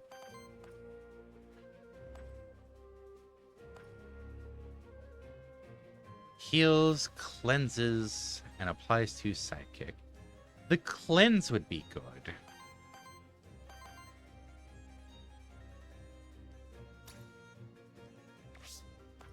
How much healing? That's 8 healing. That's...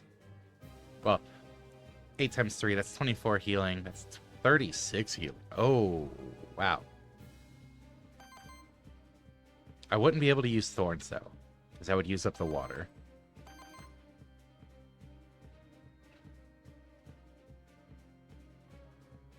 Support action doesn't matter because I got rid of the Ocarina. So while Thorns is nice, it doesn't do the heal trigger like I was thinking. Or that it did before. So yeah, I think I snow support.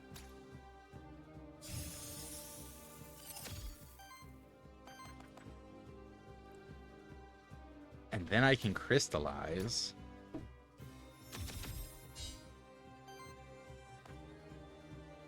And then I could roar.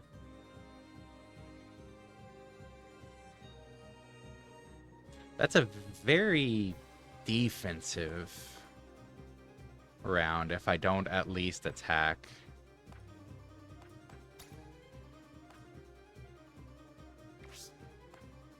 It looks like if I roar, it gets 2 attacks. If I attack, it only gets 1. So I think this is actually a defensive option as well.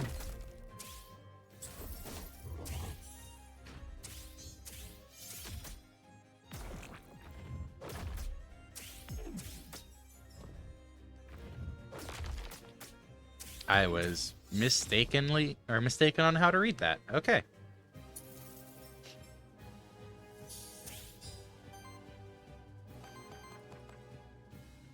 That put it at 0 water.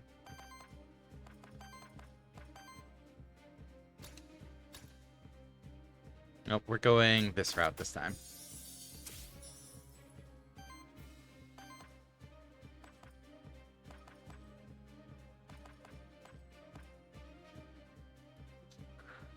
More regen. And more shield from the regen.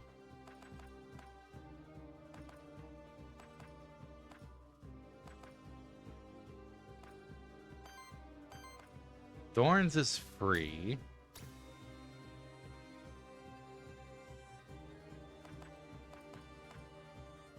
And then I punch it?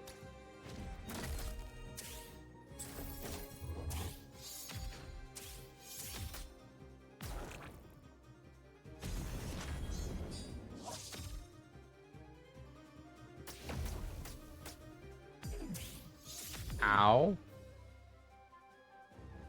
How dare.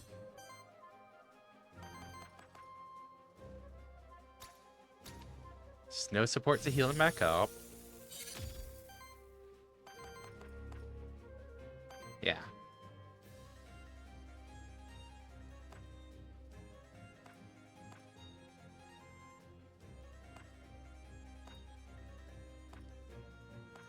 Four by 2 fire damage. I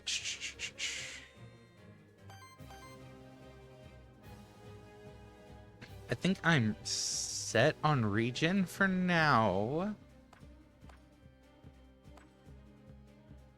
That would also apply poison. I think I want to get the hits in.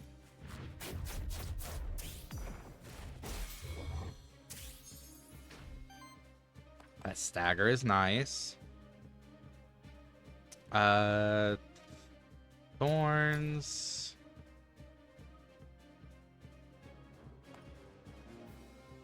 And then roar.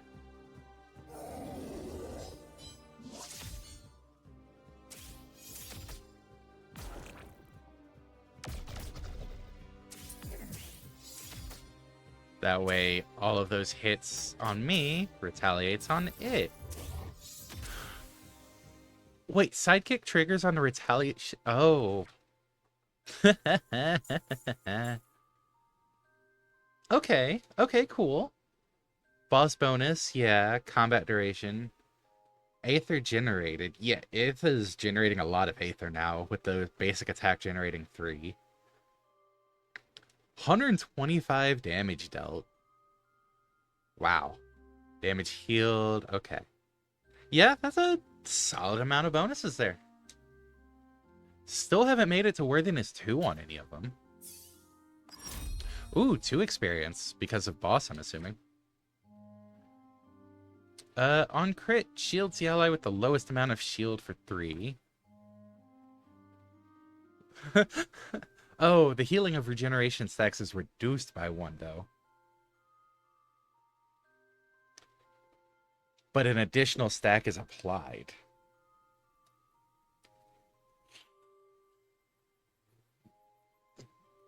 That would give more shield on crystallize, but it would reduce the healing amount. Then +3 crit damage. Every third hit of an action is a critical hit. For multi-target actions, it's every second hit against each monster.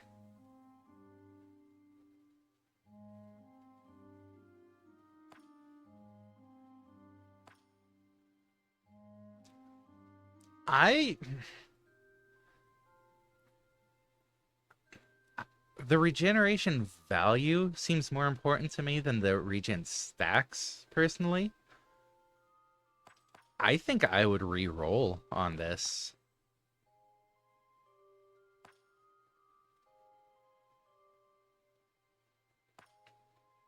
But it's up to you, Drake.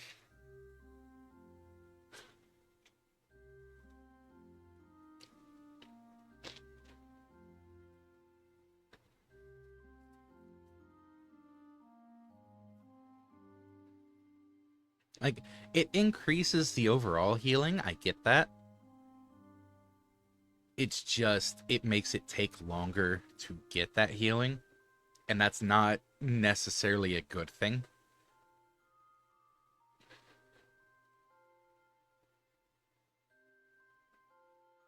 Sleight of hand could be neat.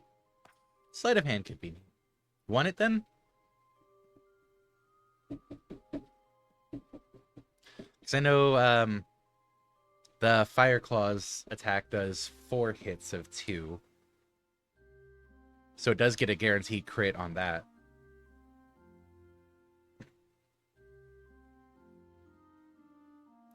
Okie doke. And Urzace, on attack, heals the just on any attack, heals. Sidekick attacks are attacks.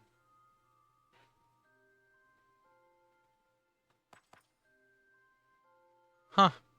Whenever an ally is healed to full health, cleanses 2 corruption from them. Triggers up to once per monster per combat. Yeah. That auto heal, though. Even if it is only once per combat, though, just passively cleansing corruption, and with all the healing numbers put out, oh, that really is a toss-up between auto heal and cleanse corruption.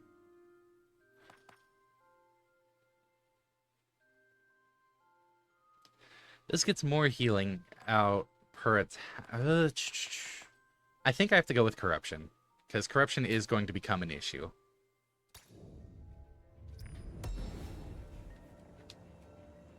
Hexing Harp?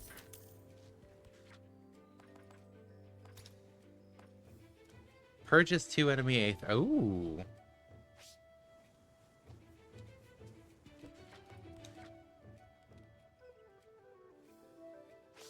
And that's the end of this zone? Yes. Nothing that way. Nothing that way. We will interact with that once we come back from break, because I just looked and saw it's break time. So, see you all in a few minutes to see what's beyond the portal. Ooh, mysterious spoopy portal. See you in a few, everyone. Bloop.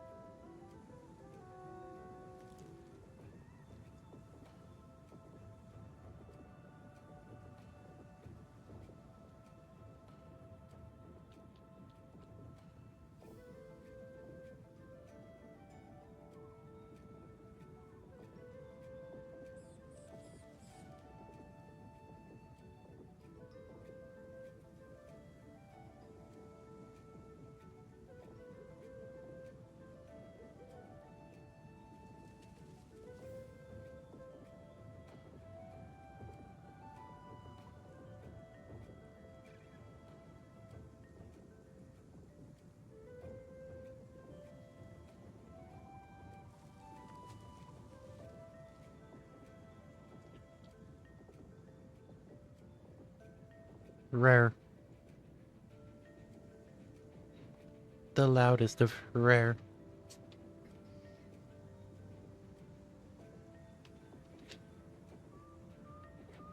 Yes, I am back.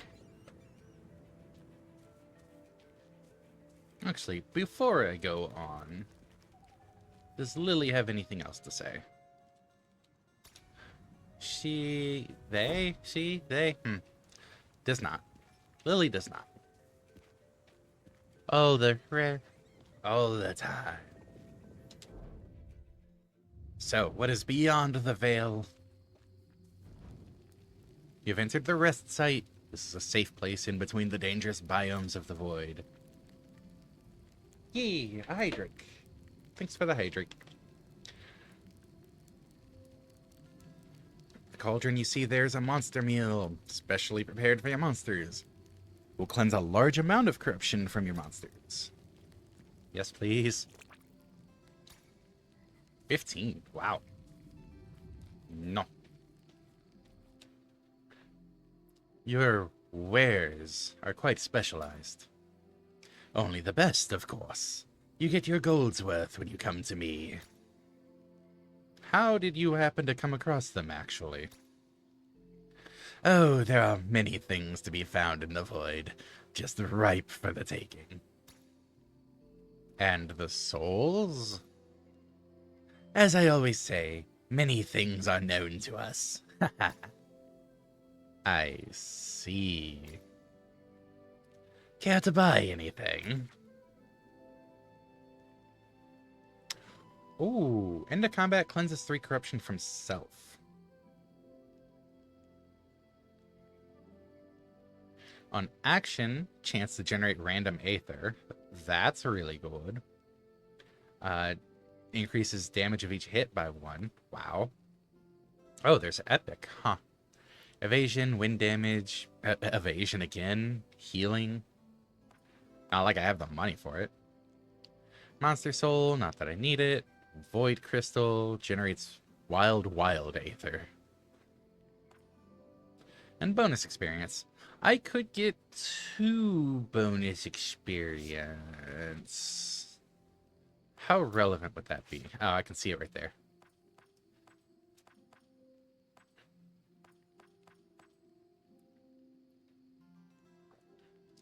I could catch one of you up to Itha. Or both of you partially caught up and being 1 experience off.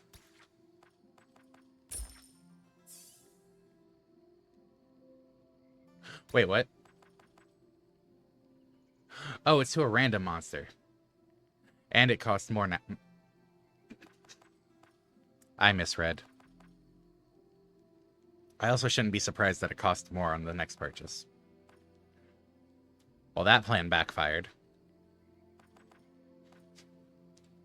66% chance to at least give me part of what I wanted. Nah. We don't take those odds, apparently.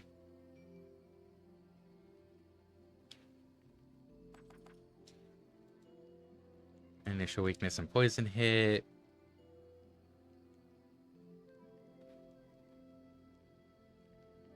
End of turn, gaining temporary power.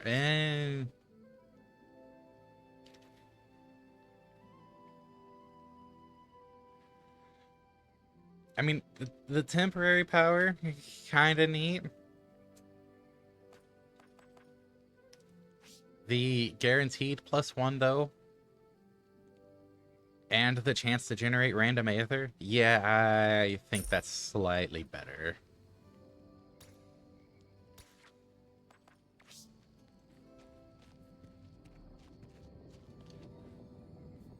Alright, so then we have Night, Aether Spring, or Loot Drop. Epic. Alright, not giving it up this time. I want to see the epic loot.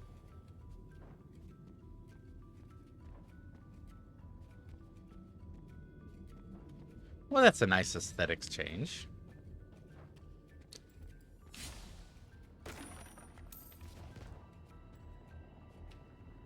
You gained belts. Epic. On interrupt, applies power. Extra crit damage. Extra poison damage. and increases max health. Oh.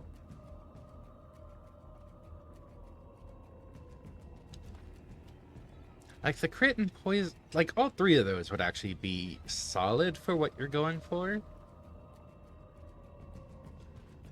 But the crit chance and evasion, especially the evasion, and the initial weakness. Oh.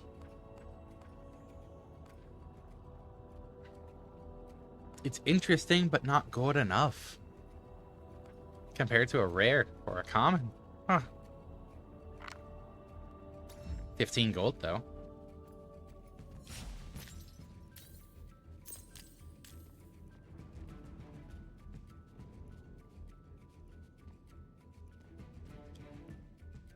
A soul lantern. A resting place for roaming souls. The monsterkin took great care to construct and maintain them all across the fractured ruins.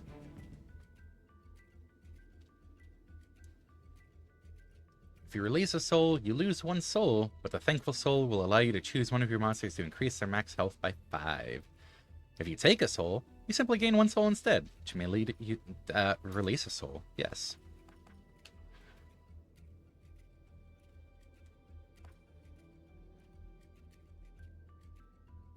Heals one more from regeneration for every 25 max health. Yeah, I think I give the max health to Drake. Nothing left to do here.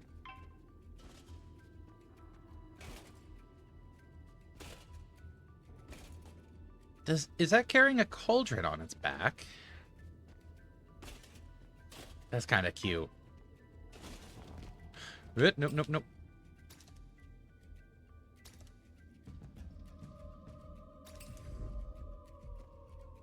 Didn't mean to fall off there. Let's go for the one that has the cauldron.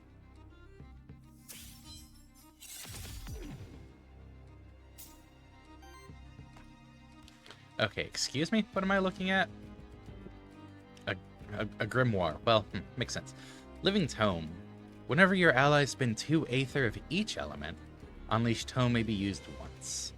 Unleash Tome uses a powerful action without spending Aether and as a free action from a choice of 3 random actions. And then it has Scald, which is damage and burn. Swipe, which is damage and steal an Aether. Interesting. Wild Ritual to generate wild, and apply power. So it could effectively just cost 1 Aether to gain a power. Huh. Damage, purge, and generate a random Aether. Oh, the Aether generation. Wow. Damage, purge, and shield. Okay. And then we have a Domovoy. Monster Chef. On action, if the action didn't consume cooking stacks, applies cooking to self and regeneration to the ally with the lowest amount of regeneration. Huh. What does cooking do? Okay, so stacks for some of the other skills. Invigorate heals and regeneration for all allies. Damage and consume cooking to apply burn. Heals target, shields target, applies redirect to target. Damage and consumes cooking to apply weakness and burn to target enemy. And then heals all allies, burns all enemies. And me without any mementos.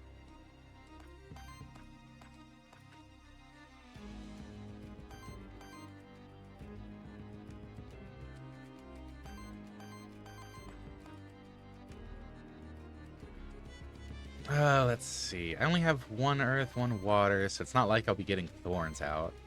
I do have 2 fire, so I could fire claws, which would do a guaranteed crit.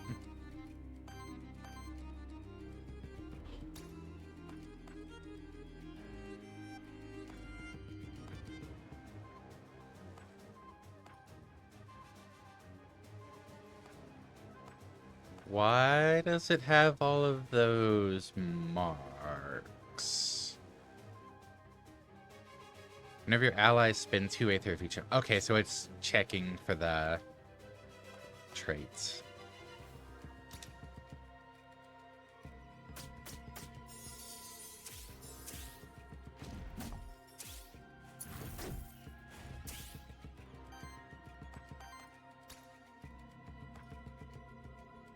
That'll basically wipe it out.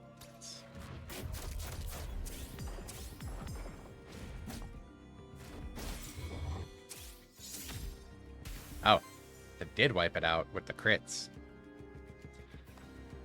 Fair enough.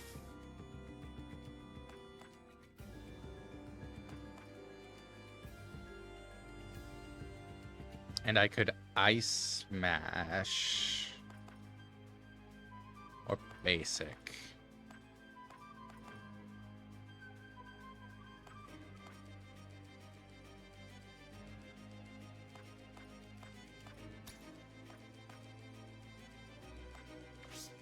Oh, if I Ice Smash, I cancel this. If I Basic, I generate the extra Aether for next round.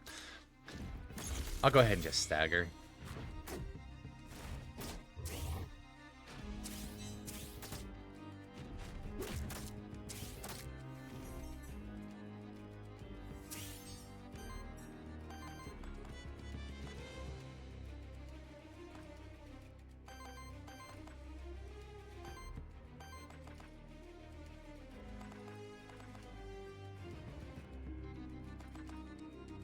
I want to... Oh, no, it's water I'm missing. So I want to generate the water for this. So it's basic attack with Urzace. That's Vampiric Seed to heal up a smidge. Or basic attack with Itha. Vampiric Seed with Urzace.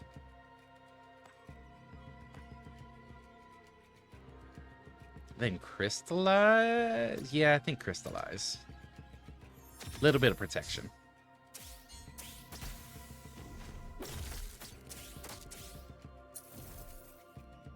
And that Vulpatin just is basically saying, fuck your protection. So how about we try this again? Okay. Fully healed up. You're getting a Fire Claw to the face.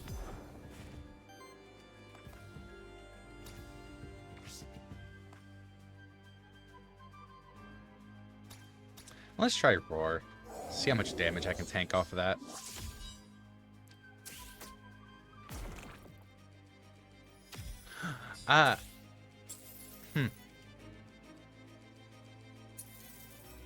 It used Crystallize. Well played.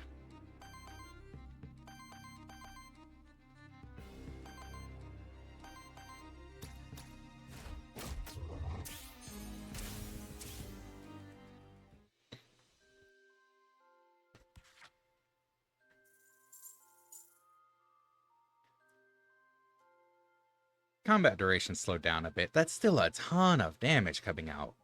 Wow. Ooh, they gave 2 experience apiece.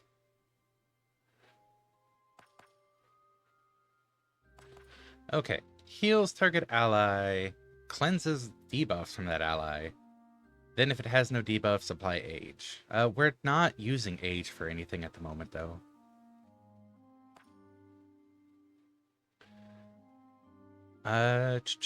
Damage. If this monster has 3 or fewer Age, apply Age.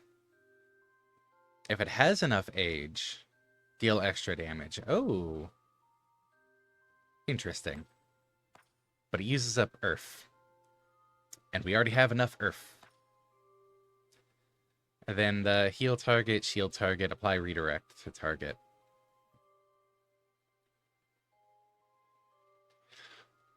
Let's pick it up, because I believe I can choose myself for that, which could come in handy.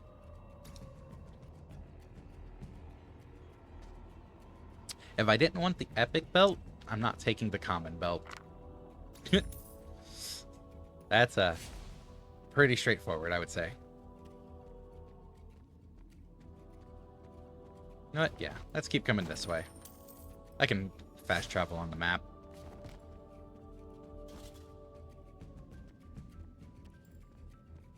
Okay, nothing else down here. All the same.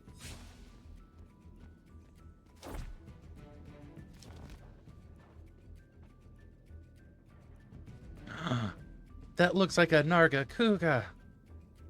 Oh, I want it.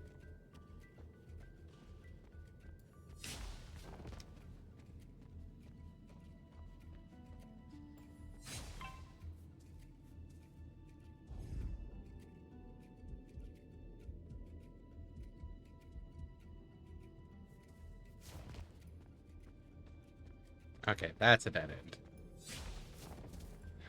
Then I will go the other way and hope to get a blank memento. That's what it's called.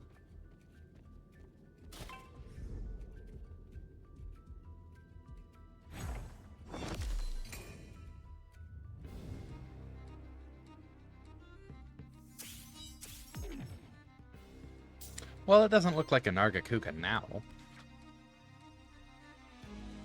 It's a Nosferatu! Vampirism. Our terror on enemies deals 2 more damage and heals the attacker for 33% of the damage of the hit. First hit of incoming attack deals 1 additional damage, converted to wild damage, and consumes half those stacks. Okay. 1 additional damage per stack, I should say.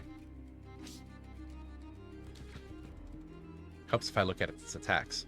Aqua Pounce, damage, Shriek, wind damage, and 3 terror. Hailstorm, AoE damage and AoE terror.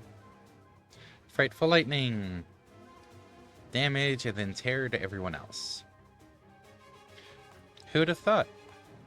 A monster whose signature trait is based on terror applies a lot of terror.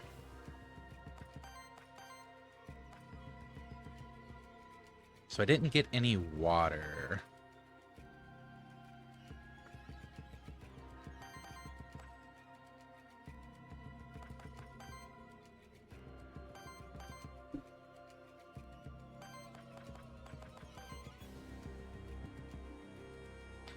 If I do a basic attack to get water and fire, I could Fire Claws, which would stagger the Nosferatu.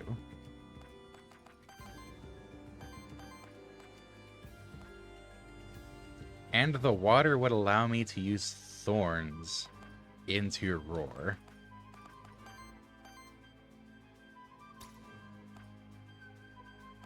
You know what? Let's go for it.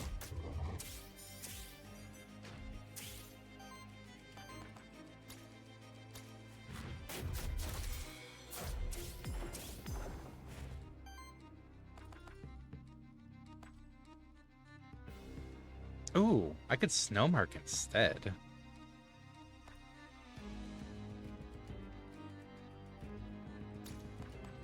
Yes, I can choose myself for that. But no, I think I want to Thorns into Roar.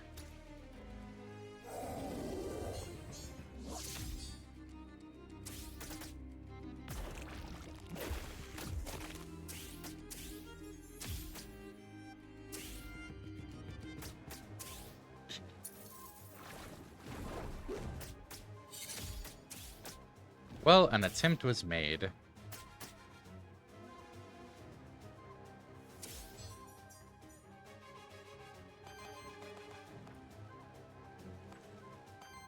Okay, that would put me down to 0 water. But it would really pump up the healing.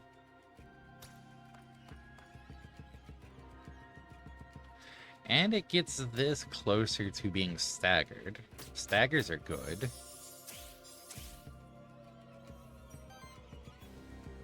Oh, it generated a random water on action. Oh, that's amazing timing.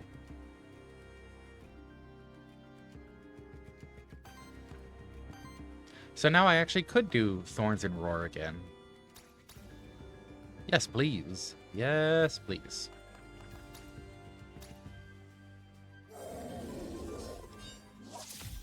And no, I'm not just doing it because all they're rare. Could attack for fire and earth, which I might for the earth. Or I could do beak attack for guaranteed crit. This would actually leave me at 0 Aether across the board.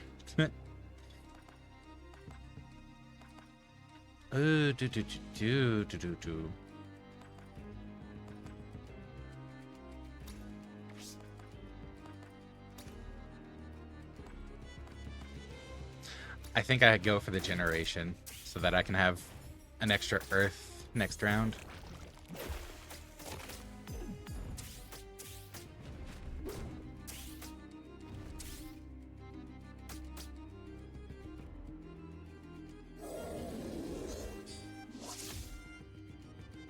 Okay, but the Wolpertinger, when it's...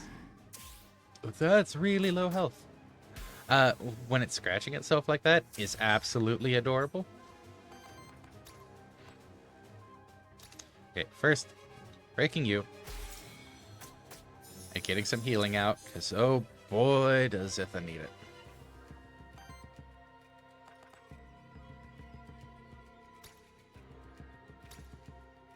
Getting Crystallize out for some extra healing next round.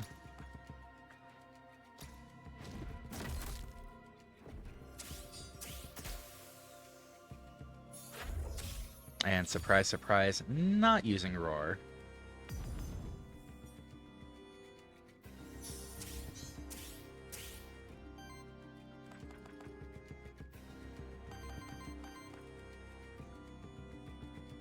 Use all allies for 2x5. The only one missing health right now is Itha. So healing target for 2x7 would actually do more in that regard.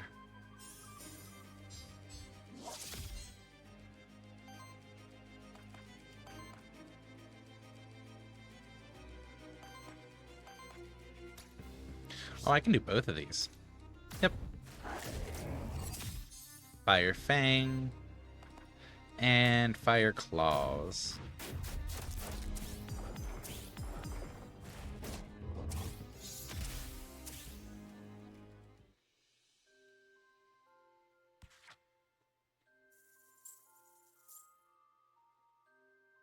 Ooh, that's a gold damage prevented 66. Wow.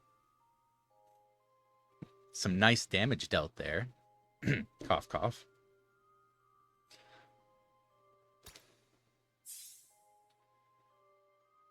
And now we're another battle away from a level up. Okay. Oh, blank memento? Blank memento? I'm sad.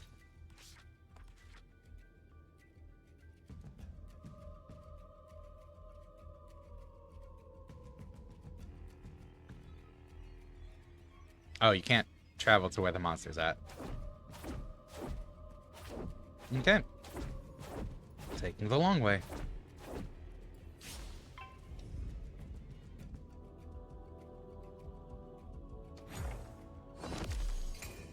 $60, nice.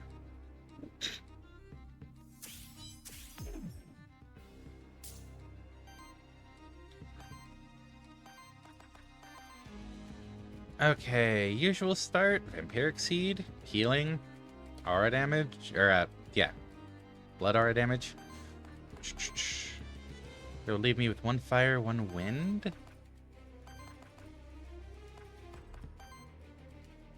I could basic attack and then crystallize after that.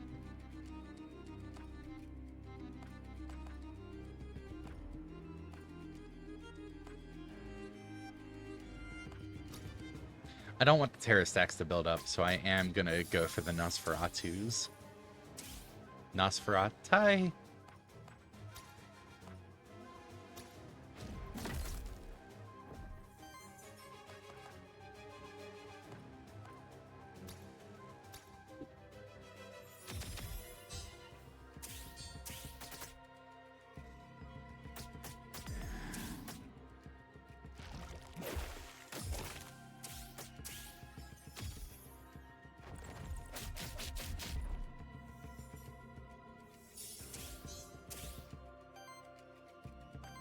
So, okay, jerkbags.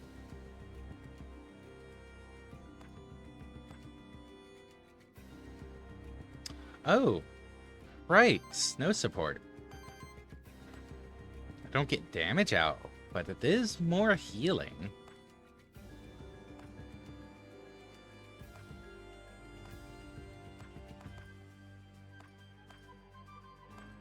Wonder why Vampiric Seed doesn't show the healing preview. 2x5, it's 10. Like, that's still solid enough healing. Cleansing debuffs, though. The terror debuffs would be good to get rid of.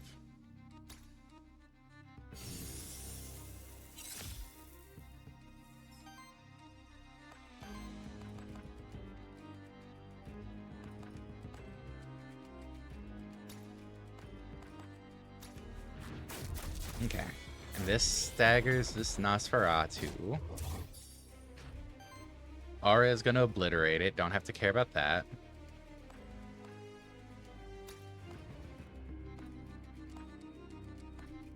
And let's go for the other one.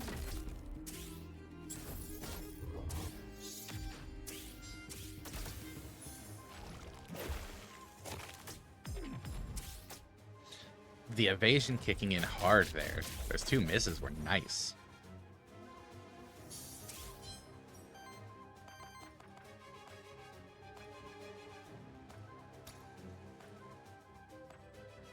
Okay, this gets damage out.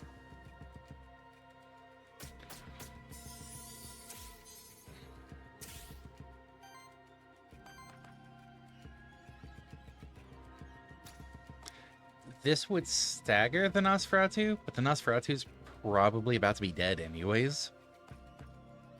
So I'm going to hit the... I forget what you're called. Domovoy.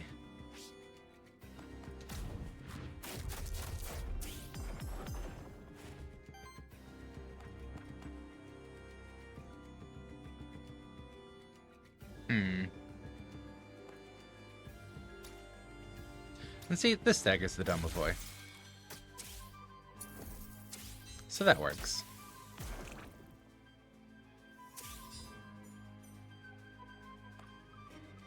Do I need any healing real quick? Yeah, this'll top him off.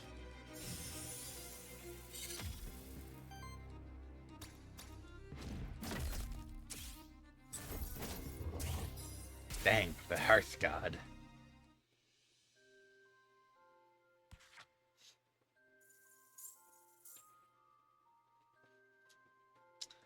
Actions prevented 3, cool. Aether generated 13, wow.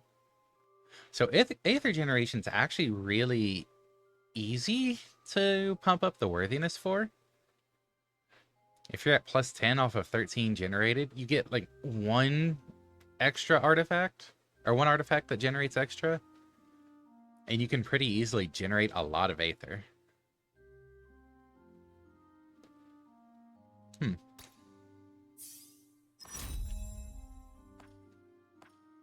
Alright, let's check Urza's first. Oh, excuse me. For 1 water, 1 fire, I get healing all allies and generating a water, fire, wind, and earth Aether.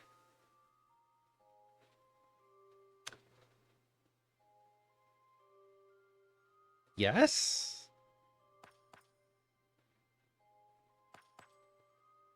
Yes. 1 times 15 fire and earth damage.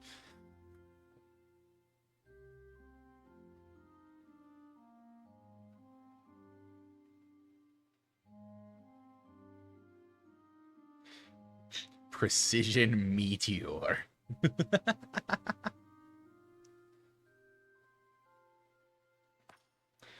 Then there's 2x2 fire and earth damage against target enemy. Deals an additional X damage hit.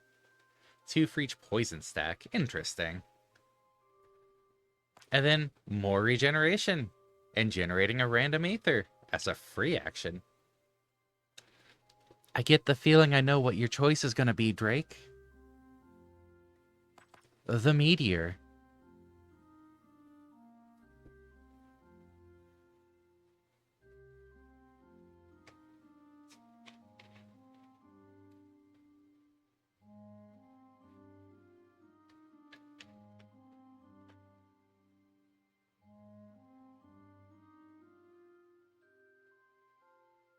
No, but realistically, the Fire Charm being 2 regen, an extra Aether.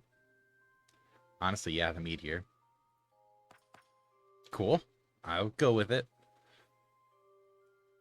These all look really interesting, though. Like, there's so many of these that it doesn't look like there's a bad option. It's very much a, what do I feel like going with, or what goes with whatever I happened to have picked last time.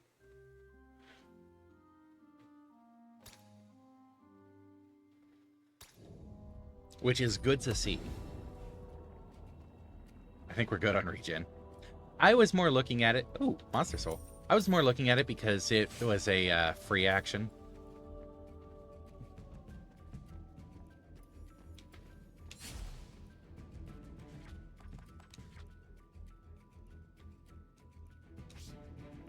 Okay. So now we have a merchant, a cook, or an envoy.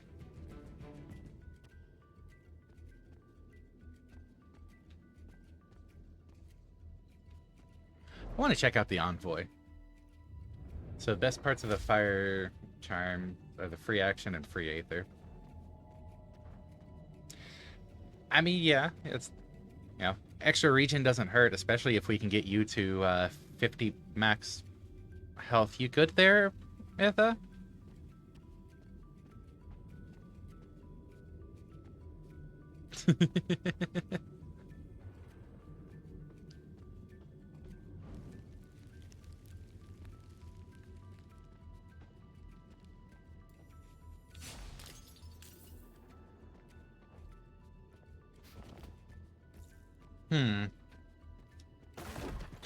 Oh, you can dash through those. Well,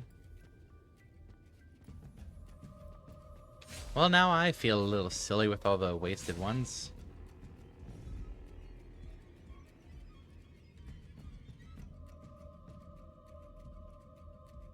Ooh.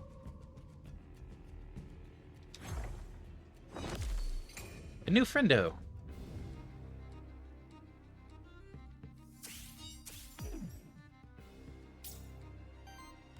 What's new friendo?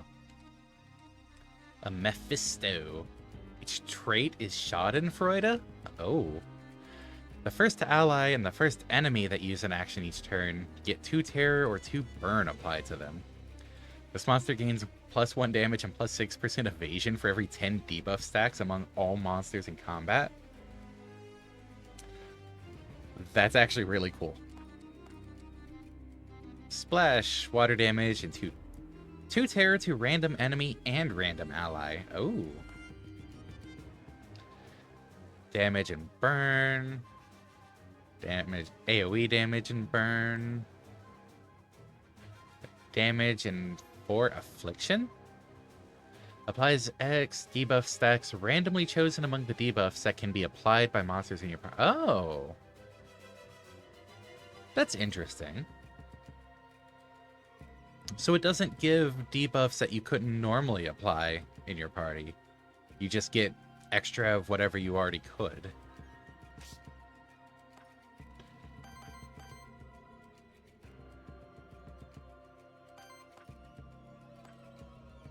Don't have the water to use that. But fire and earth. So if I attack with this, I get water and earth. So I could attack, get Vampiric Seed, and still use Precision Meteor.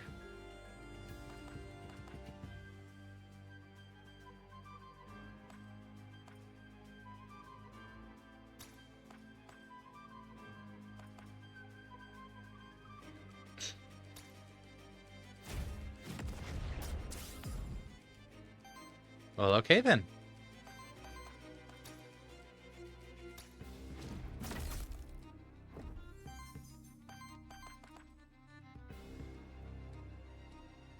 Oh, right. I could have generated...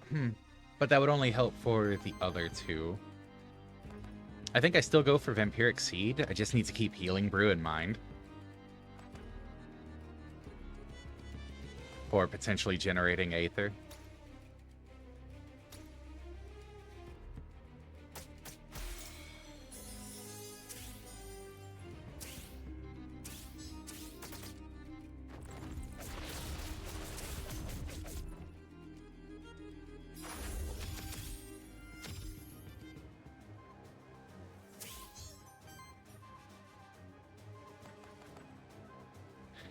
And I am targeting the Mephisto first.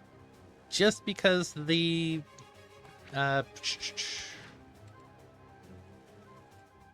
Schadenfreude. I'd rather not get the Terror burn throughout the entire fight. I could Meteor it again.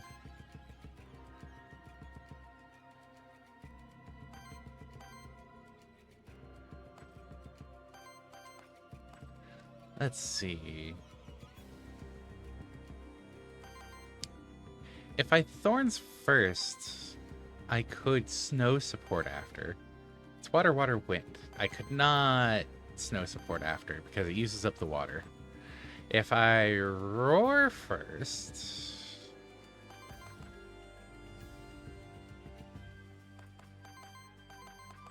Yeah, if I Roar, that would get the debuff applied to Itha. Then I could Snow support for healing and cleansing.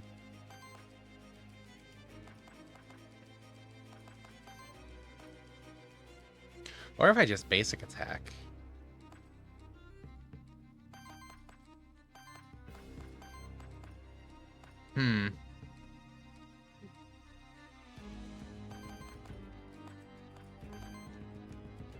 Yeah, I think I Roar first.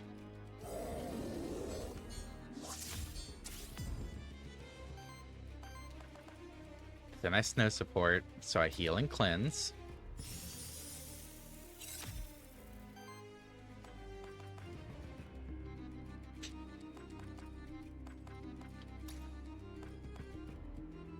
And then I Meteor, because honestly it's funny that I can just drop a Meteor specifically on one target.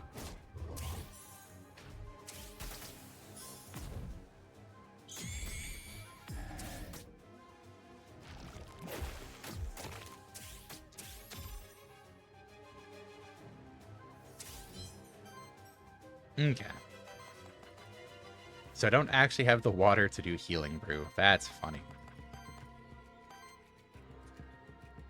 You're really saying fuck you in particular, right? So if I attack you, I'll have the water.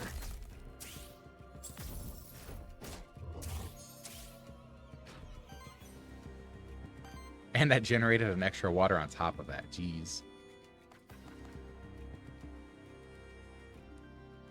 This leaves me neutral on fire and water and gains an earth and wind. Does some healing. Or I could Vampiric Seed.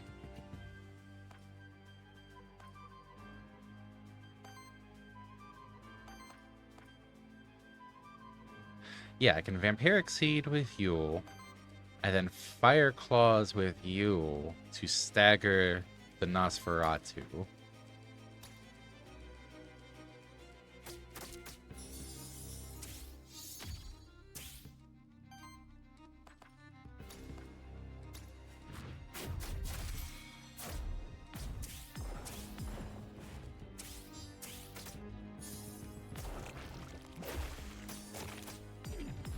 And by the end of this turn, the aura should kill off the Nosferatu.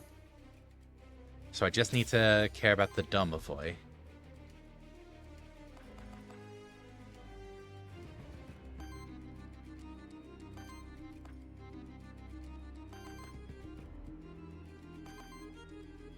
Okay.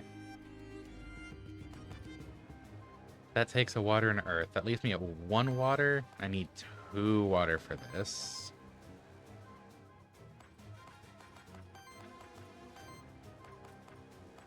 I need wind to actually go for the stagger on the Domovoy.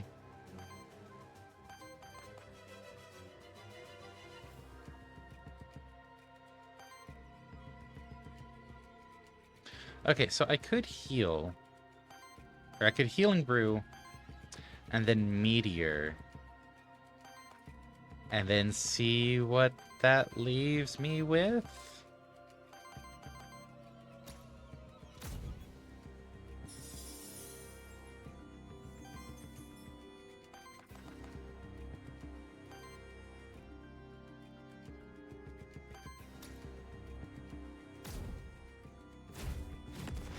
I've got something for you, Stu. It's a giant rock. I could snow mark myself, or I could thorns, but I can't do both. I could thorns and then ice smash.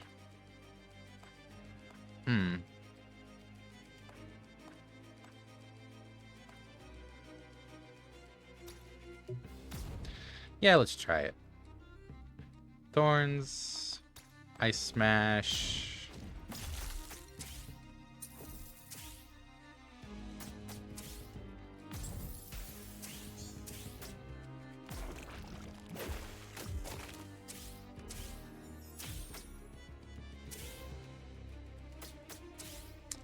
A lot of retaliation there. Nice.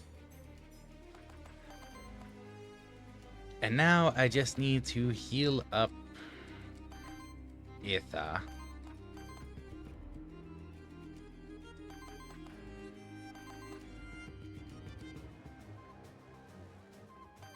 Two by 7. This doesn't kill. So I can do that. Get the water. Get the snow support for healing.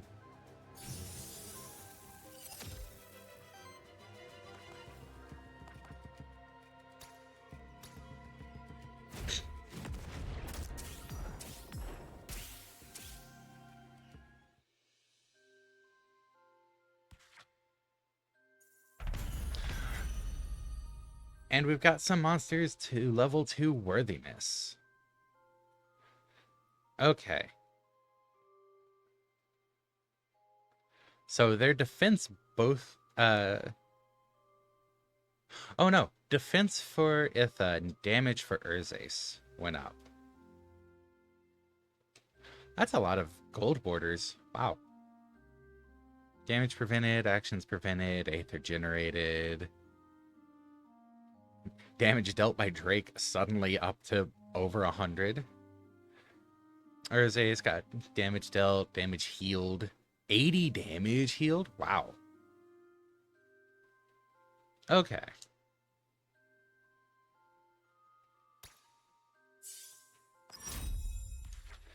And it gets a new trait.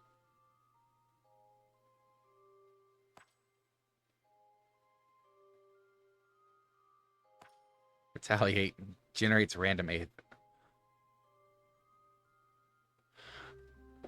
Wait. So every time Aether would get hit, I get a random Aether.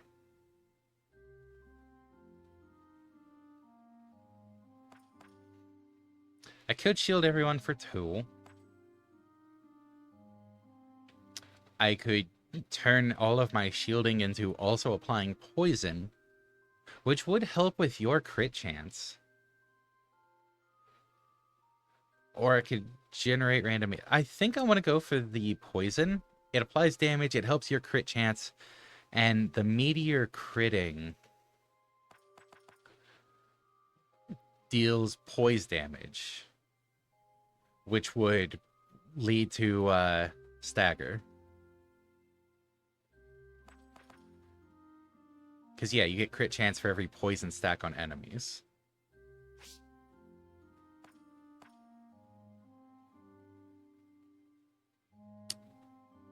I don't know how much poison it applies. If it applies poison equal to the shielding, holy crap, Roar is going to be doing a lot of poisoning.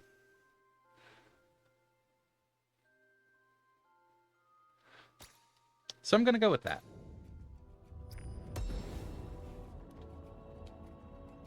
There's Ace gained 1 experience.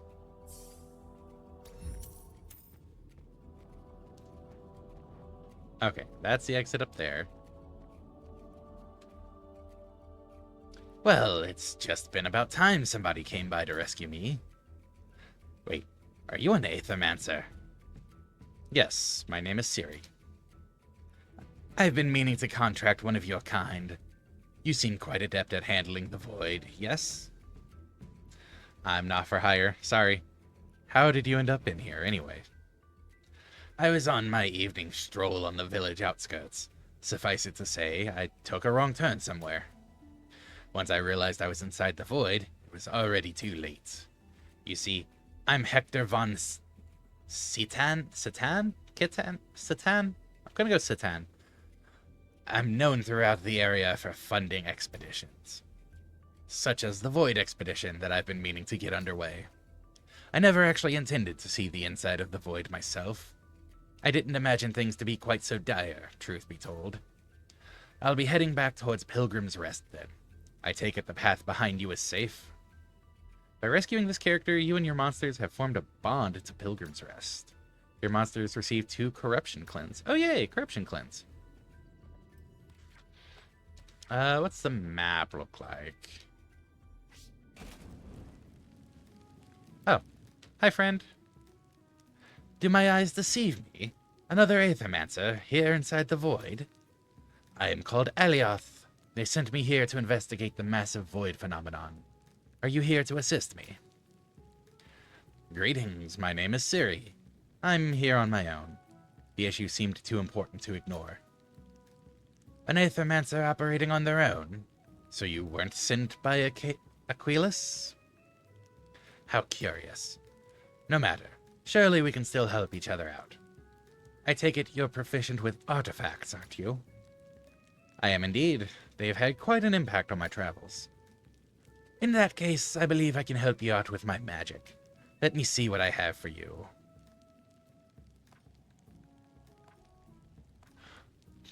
I've not really used the artifacts because they haven't really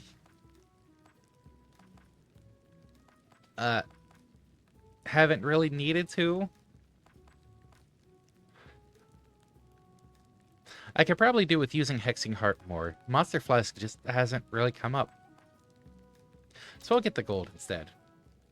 I suppose you believe that this mundane currency will help you more then? Yes. Yes, I do. That looks like a blood fountain.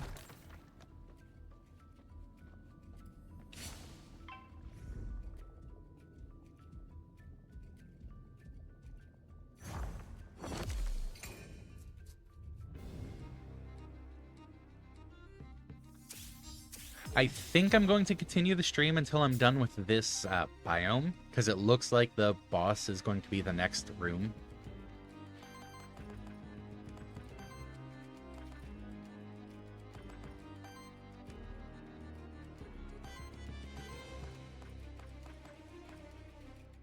Okay.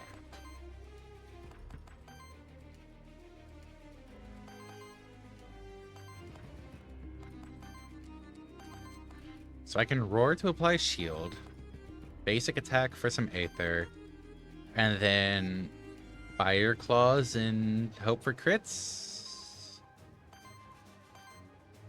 Well, I'm definitely going to be staggering the Nosferatu this way.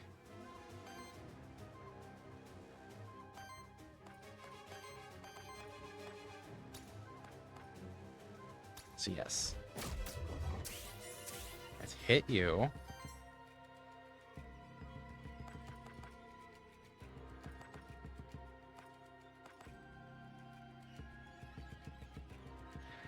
This uses more, but I also get more shields.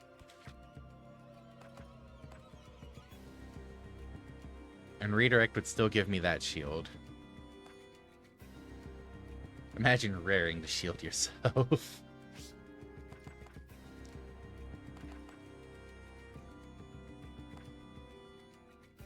Actually, don't I gain shields anyways because of safeguard?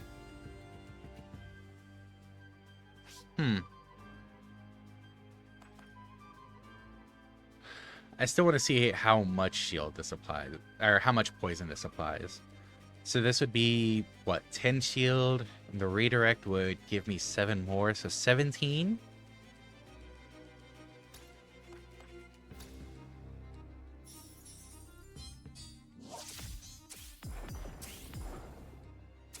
Okay, so it's 1 poison per instance of shield being applied.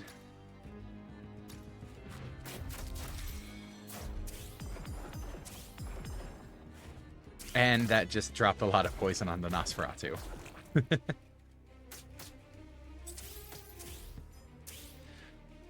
So the more instances of shield, the better.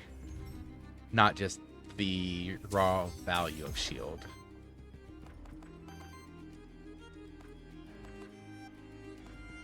Okay.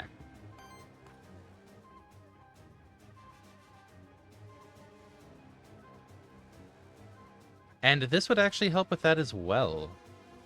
Because it's whenever this monster receives or applies shield. Wait, does that mean that should have triggered double? I mean, it did, so eh. I need, what, 1 earth for that? This would give me an earth.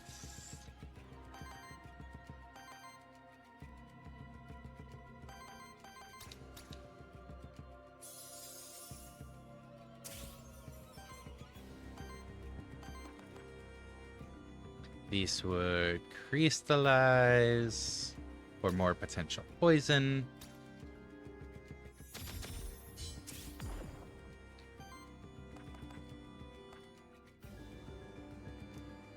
And then I've only got 6 shield. But that should be fine. Because I should still gain shield.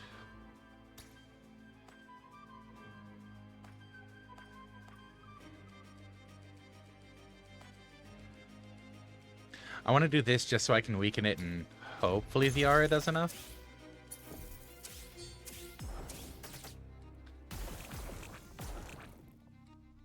Yeah, still gained shield, still applied poison. Okay, that's handy.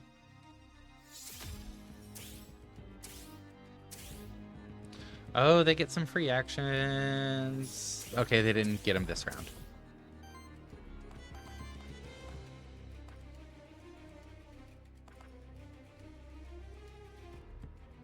That would put me at 0 earth.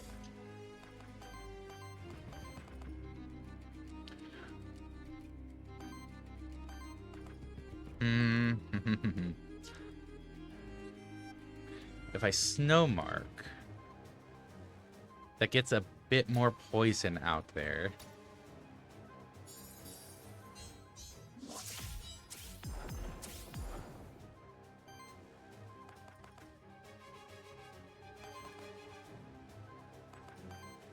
And then I can drop a meteor on someone.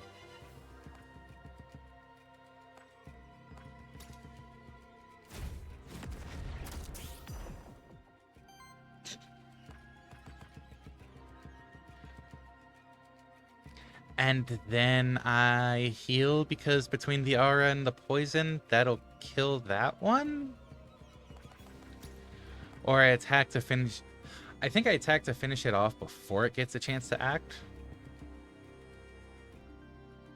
Yeah.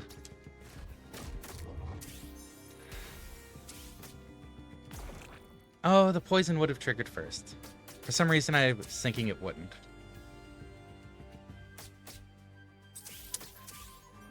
That's a lot of health lost.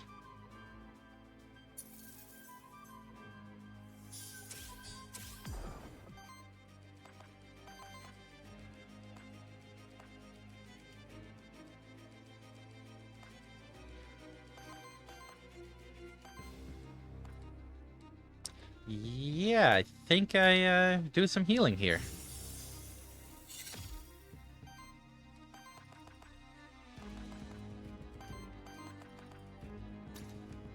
And then there's only one real way to finish this. With a meteor.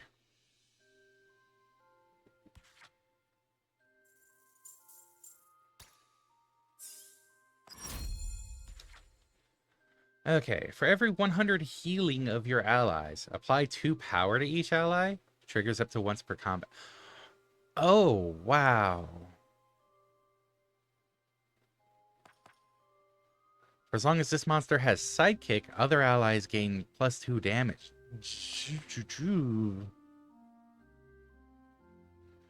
Unfortunate this only triggers once per combat, but I don't think I'm getting to like 200 healing anyways.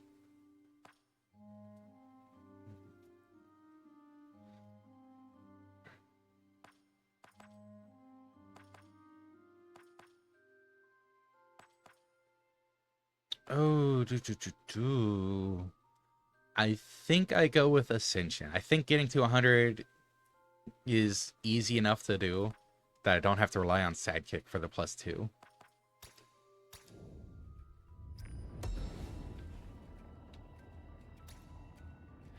75% chance for hit +1. Wind generator. Basic attacks generate 1 additional wind aether. Ooh.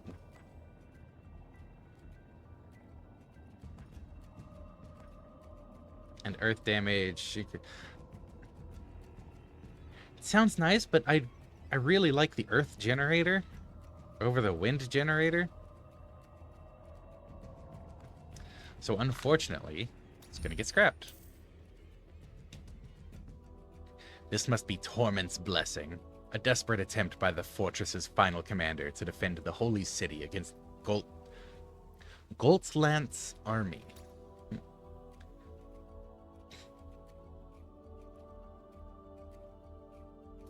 Ooh. Okay. By submerging an equipment in these cursed waters, it grows stronger, but at a price. Choose a grant a special upgrade to one of your monster's equipment. Choose from one of 3 rare affixes. But the equipment also gains a curse affix, which can never be removed.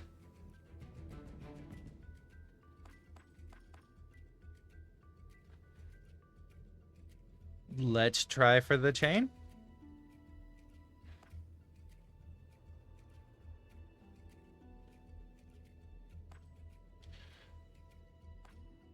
At the end of your turn, getting more shields? Oh no, consume 1 random buff on self. I'm not too concerned about that. Getting all of the shield, or getting extra shields for more poison. Sounds really nice.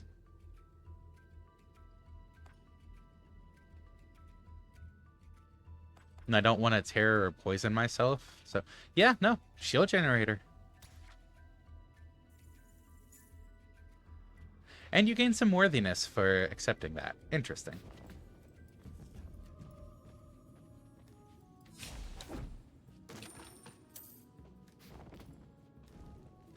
That's everything down on this end of the map.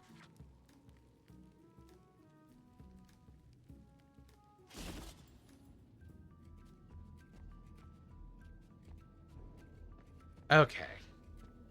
So do I want merchant? How many zones in am I? 2 of 3. Okay. Merchant, loot drop, epic, or Weech? I think I go with Weech.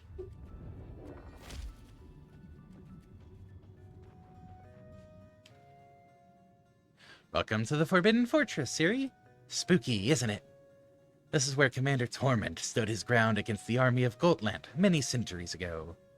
Some say that the tortured souls of the warriors who died here still haunt these halls. But we both know that's nonsense. It's the cult of Aether that haunts these halls. Just ask that creepy merchant that's always lurking around you.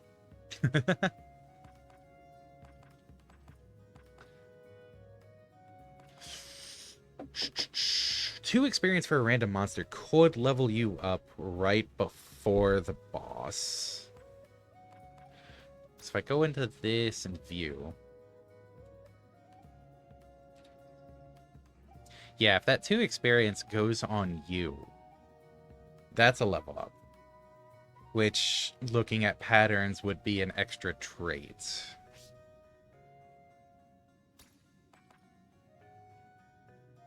I think that's a gamble that's worth going for.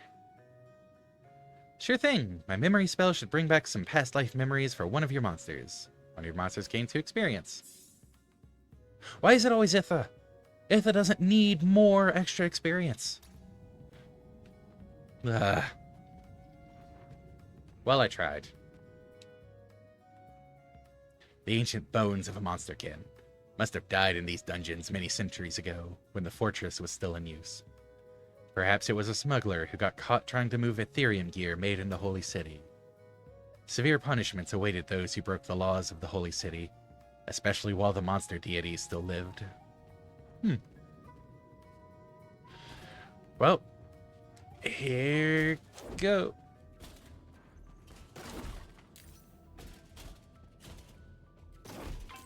Here goes.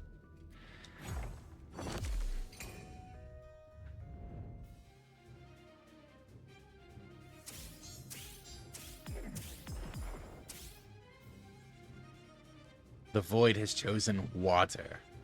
Whenever an ally or enemy uses a water action, Starspawn generates wild Aether. Oh. Well, that's unfortunate.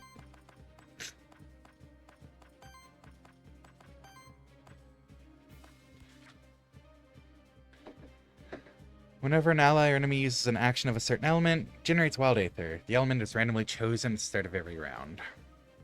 And momentum, every 3 attacks applies power to self. Explosion is damage. Starbeam is... oh, wild damage against all enemies. That's a level terrifying. And applies power to self. Looks like it has to specifically be wild and wild Aether though. AoE damage and applies power to self, but lesser. And damage. So I need to not use water this round if I want to avoid that.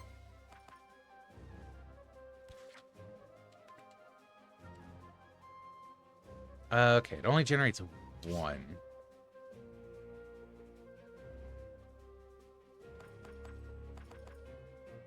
So 1 water should be okay?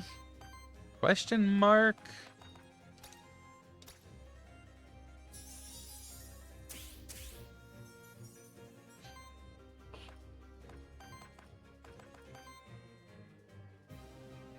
And then I roar for some shields and some poison. And then Precision Meteor go boom.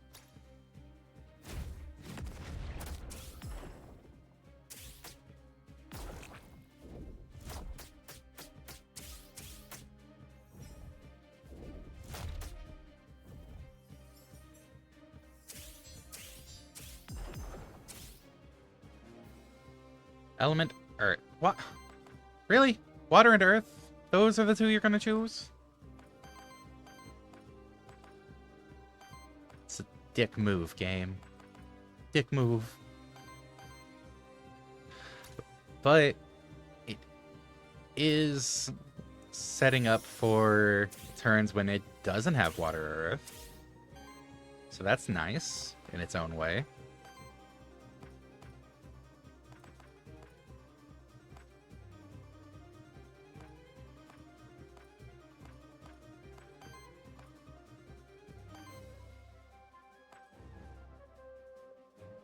Yeah, I think I'm gonna roar again. Keep the protection up. Take advantage of the innate talent. Innate trait. Signature trait. That's what it is.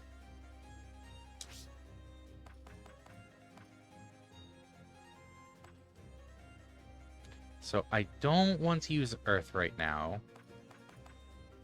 AKA, the only real option is basic attack or Fire Claws. That was a lot of poison applied. Wow.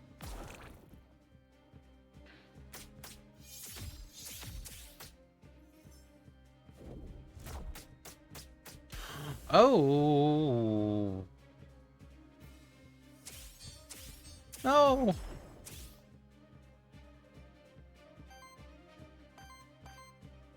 Oh, that's no bueno.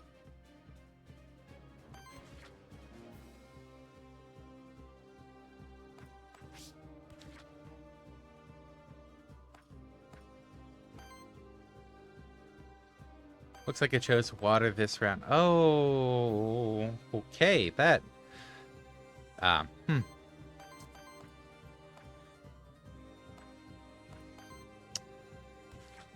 So I crystallize.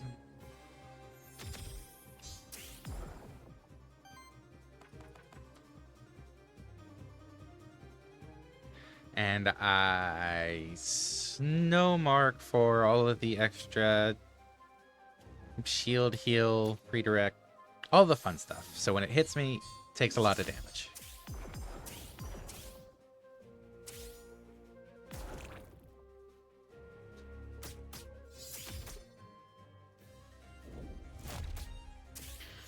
Oh, that was very close.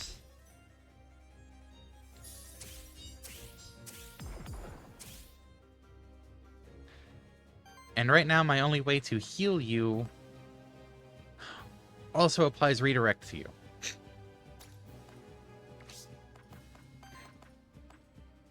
Hmm.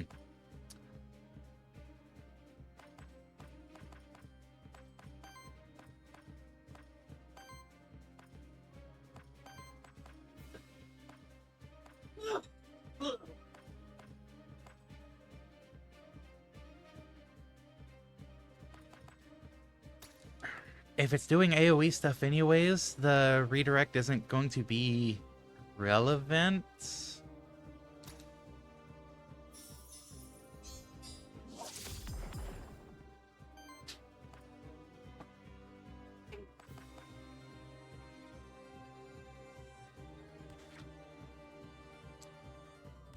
It's on for wild. I cannot use fire.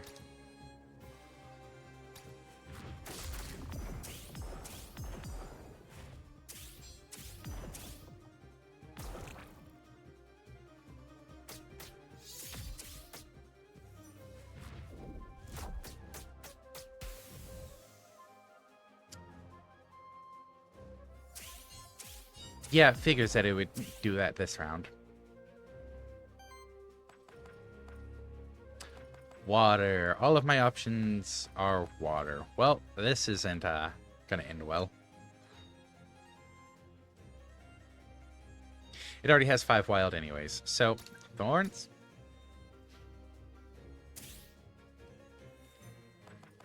And snowmark to hope for the best.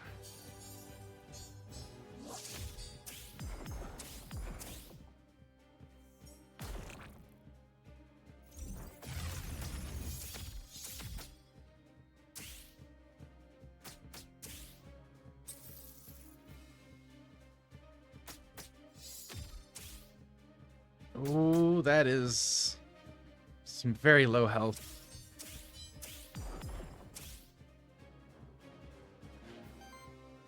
Wait, is the poison gonna kill it?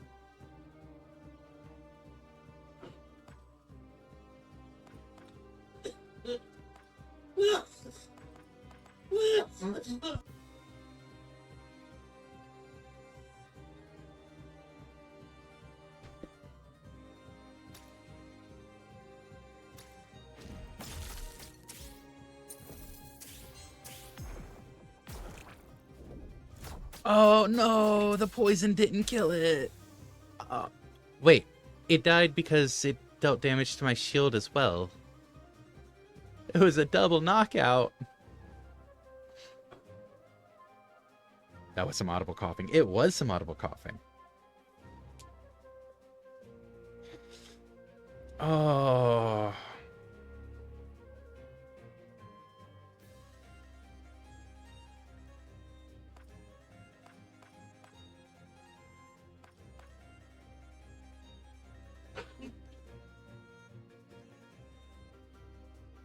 That's pain.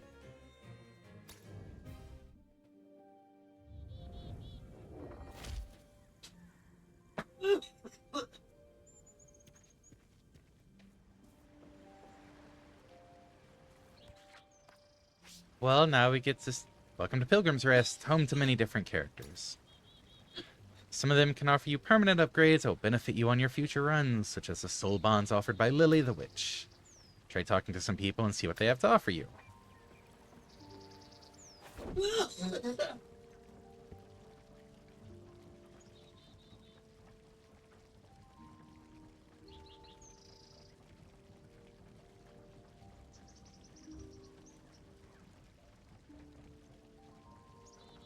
Back in a sec. I don't want to end the stream quite yet because a few more things to check.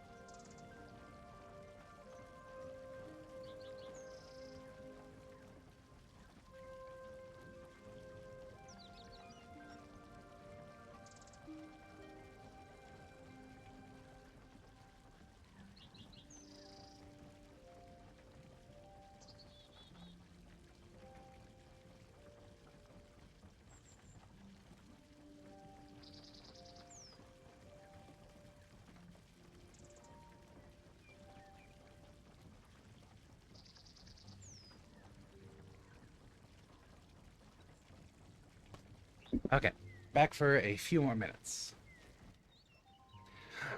It's a beaver! Another Aethermancer, huh? Seems like that darn void attracts your kind like moths. Anyway, should mind my manners. Welcome to our humble village of Pilgrim's Rest. Last stop before the fractured ruins. No place as civilized as ours in miles. I'm Gustavo, tavern keep, innkeep, judge, mayor. Pleasure to meet you, Gustavo. I'm Siri. Likewise.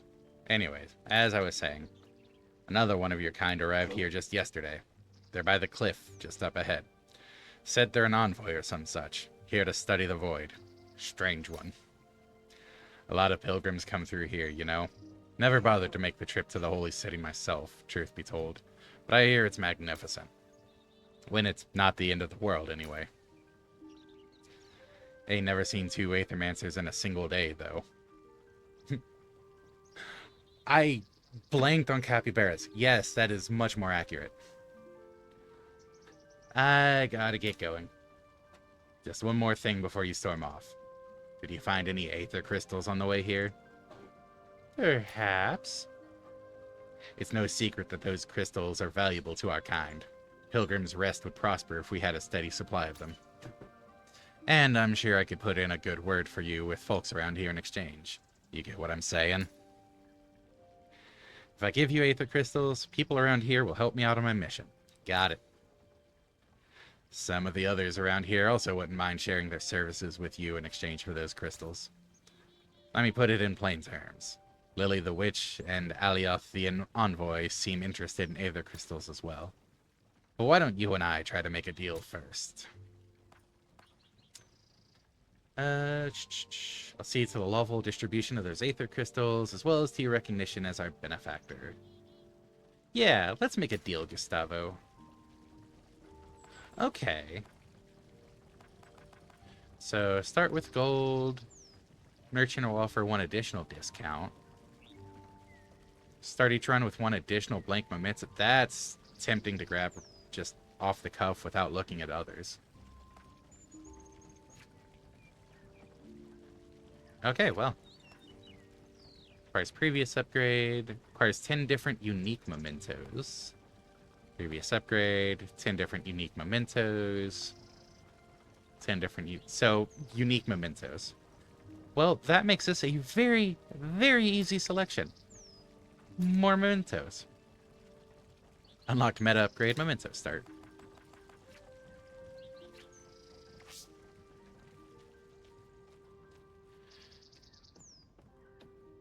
Lily! So, how do you like Pilgrim's Rest? Cozy, isn't it? It's beautiful. It really is beautiful. It is, isn't it? It's amazing what these people have managed to build here. I hope people don't give you too many odd looks. I think a lot of them doubt that an Aethermancer would help us out. I don't blame them for being skeptical. Terrastay hasn't treated your people kindly in the past. That's why this place is special. I didn't grow up here, but it still feels like a home to me. Anyway, let's not dwell on all that. You remember what I told you about my special ability, right? You mean soul bonding, right? Exactly! Soul bonding ensures that you always have your most trusted monsters at your side when you need them. I just need some aether crystals to perform my magic. How about it, Siri? Allows you to start with a specific monster for any of your future runs. Yeah, let's establish a soul bond.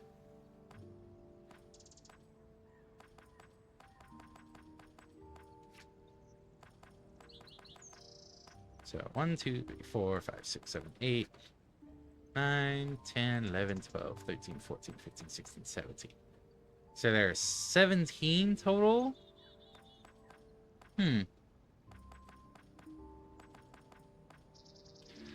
I don't know if this adds to the options at the beginning.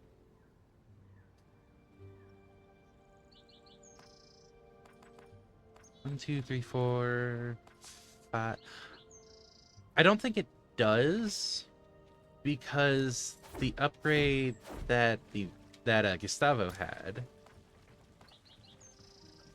Oh no, that just counts mementos, not soul bonds.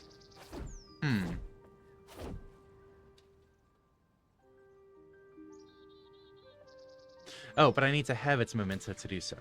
So, how would I even get to 20 then?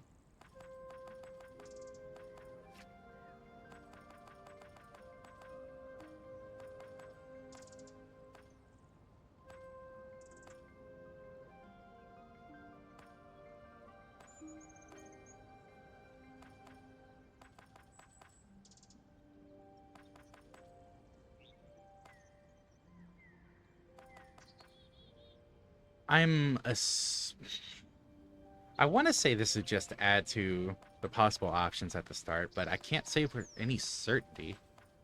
So, let's try with the Tatzelvem first.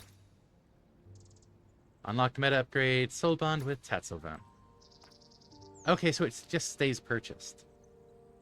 So the 4 starter options just aren't there?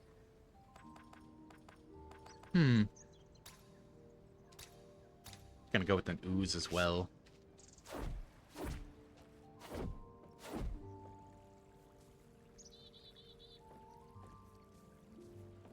Or maybe the 4 starter options are just always starter options that you get the memento for just for that run? Poor Hector, not having an actual portrait.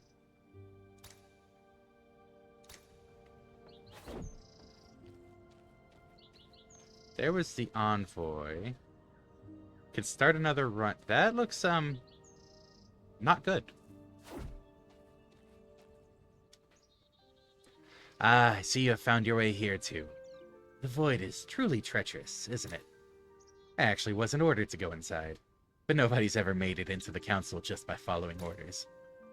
Now that you're here, I should mention, I'm trained in Aethermancer enhancement. Oh, I take it you are unfamiliar with it. It is a rather recently developed form of magic, one of the benefits as a follower of Aquilas. Indeed, I hadn't known about this yet. By utilizing aether crystals, I'm able to enhance the capabilities of other Aethermancers and their monsters. I'm not sure if the council would approve of it, but we do share a common goal, so I will make my services available to you. Thank you. That is much appreciated. Okay. Can grant you perks that will benefit you on your future runs of the Void. Sure. Monster Flask charge upgrade. Monster Flask healing upgrade, sure. Start runs with a skill reroll. Your monsters gain +1 max health for every level. Oh, fancy. Definitely need more, You can get the mementos of the bosses? Oh. Gonna have to hold on to some blank mementos for those. Anyways, definitely need a lot more Aether crystals, though, for these. 50, 100, 150.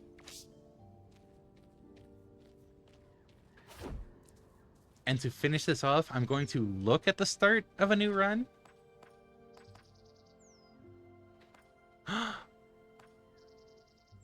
Oh, it keeps the names.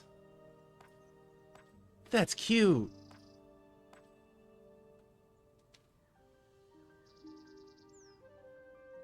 Worthiness carries over. Yeah, that makes sense.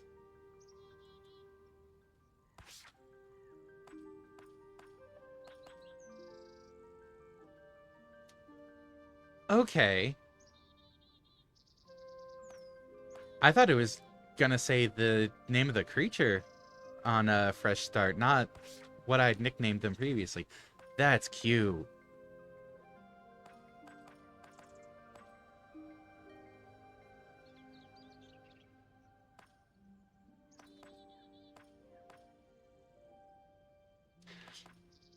I am only going to take the ooze here just because I haven't run with it yet. Select ooze as starter. Yes, I want to give a nickname. That's a very easy nickname.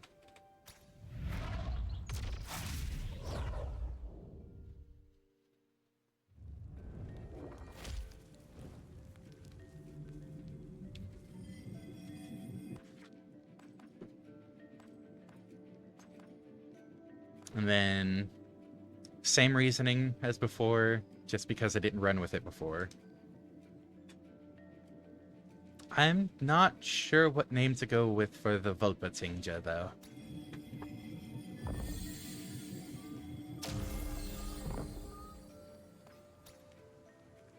Before you snooze again, what altar should I nickname the Vulpatinja? Think Jackalope.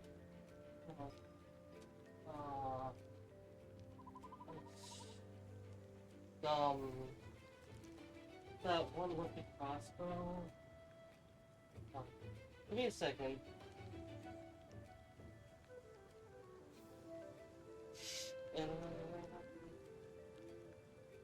It's Water Wind, if I recall correctly, if that helps. I have someone in mind. Mm-hmm.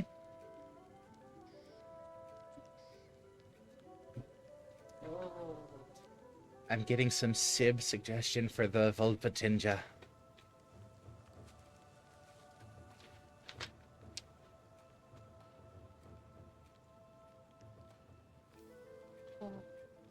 Alright. Yes, this has been a... Yeah, Iteran? ITIH.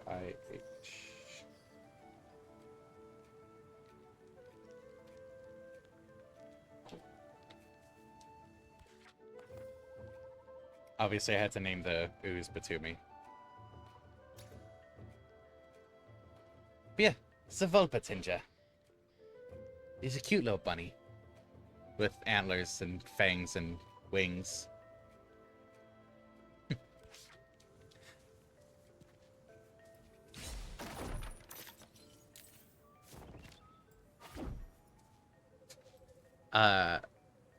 Is that 4 arms? Well, what do we have here? Another one of those ghastly void creatures. I'm an Aethermancer, actually. My name is Siri. I mean you no harm. An Aethermancer? Your kind doesn't come around Pilgrim's Rest often, do they? Or at least they don't show up at my restaurant anyhow. That would make sense. Our kind doesn't eat or drink. How ghastly. Well, I suppose we won't have much to talk about then. Goodbye, sir. Unless those monsters of yours happen to have a better appetite than you do? Certainly. What do you have in mind, chef? Oh, you can call me Mirren. My dishes will bring the best out of your monsters. I just know it. If they can stomach it, that is. I never hold back on my spices, you see. I see. You make my monsters stronger, but at a price. Seems risky. Risky? Risk's the most important spice of life. Ha! Okay, so random experience at the cost of corruption.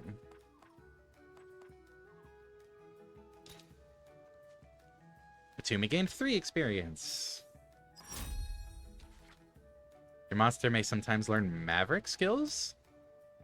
While most skills belong to one type, Maverick skills combine 2 different types, creating unique synergies. Oh. Why are you just now telling me about this? Almost every level up has had a Maverick... Okay, game. Your timing. Each Maverick skill requires 2 specific types to be present among the monsters in your party. Retaliate applies for poison. Isn't this the one where, you know, whenever poison triggers on this monster, enemies also take damage? Yeah. Whenever an ally reaches 4 debuff stacks, applies power and shields them for 4. Oh, fancy. Whenever poison triggers on an enemy, applies poison to all... Oh. Yes.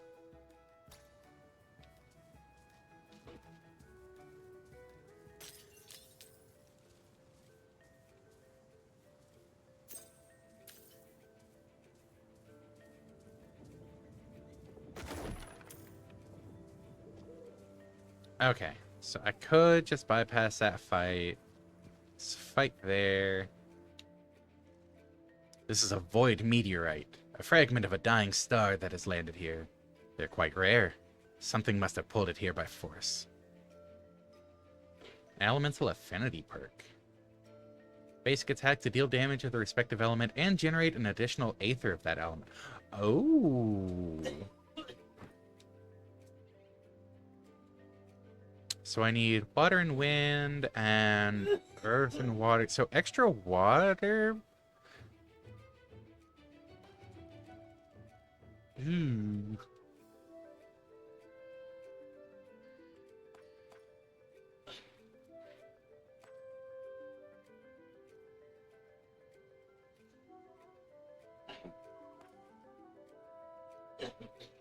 Only need 1 water for anything. Do need 2 wind. So extra wind on the Velpetinges basic?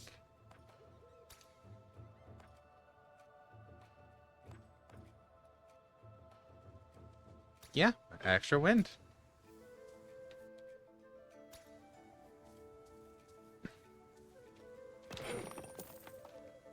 Okay. Not trying to do any battles, just exploring the intro area before finally calling it.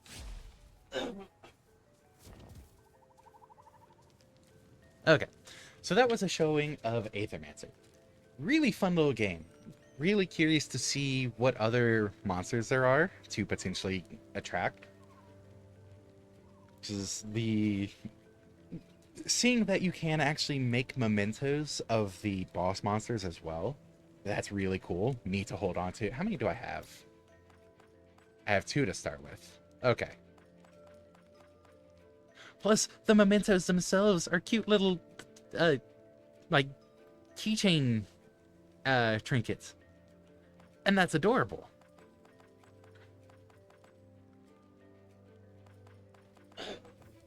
So yeah, hope you enjoyed. Hopefully Sib stops dying. And we should be back on Wednesday with Dust. So, something, like subscribe, follow, blah, blah, blah, all that fun shilling stuff. Hope you all have a wonderful rest of the time zone. And we hope to see you in the future. Have a good one, everybody.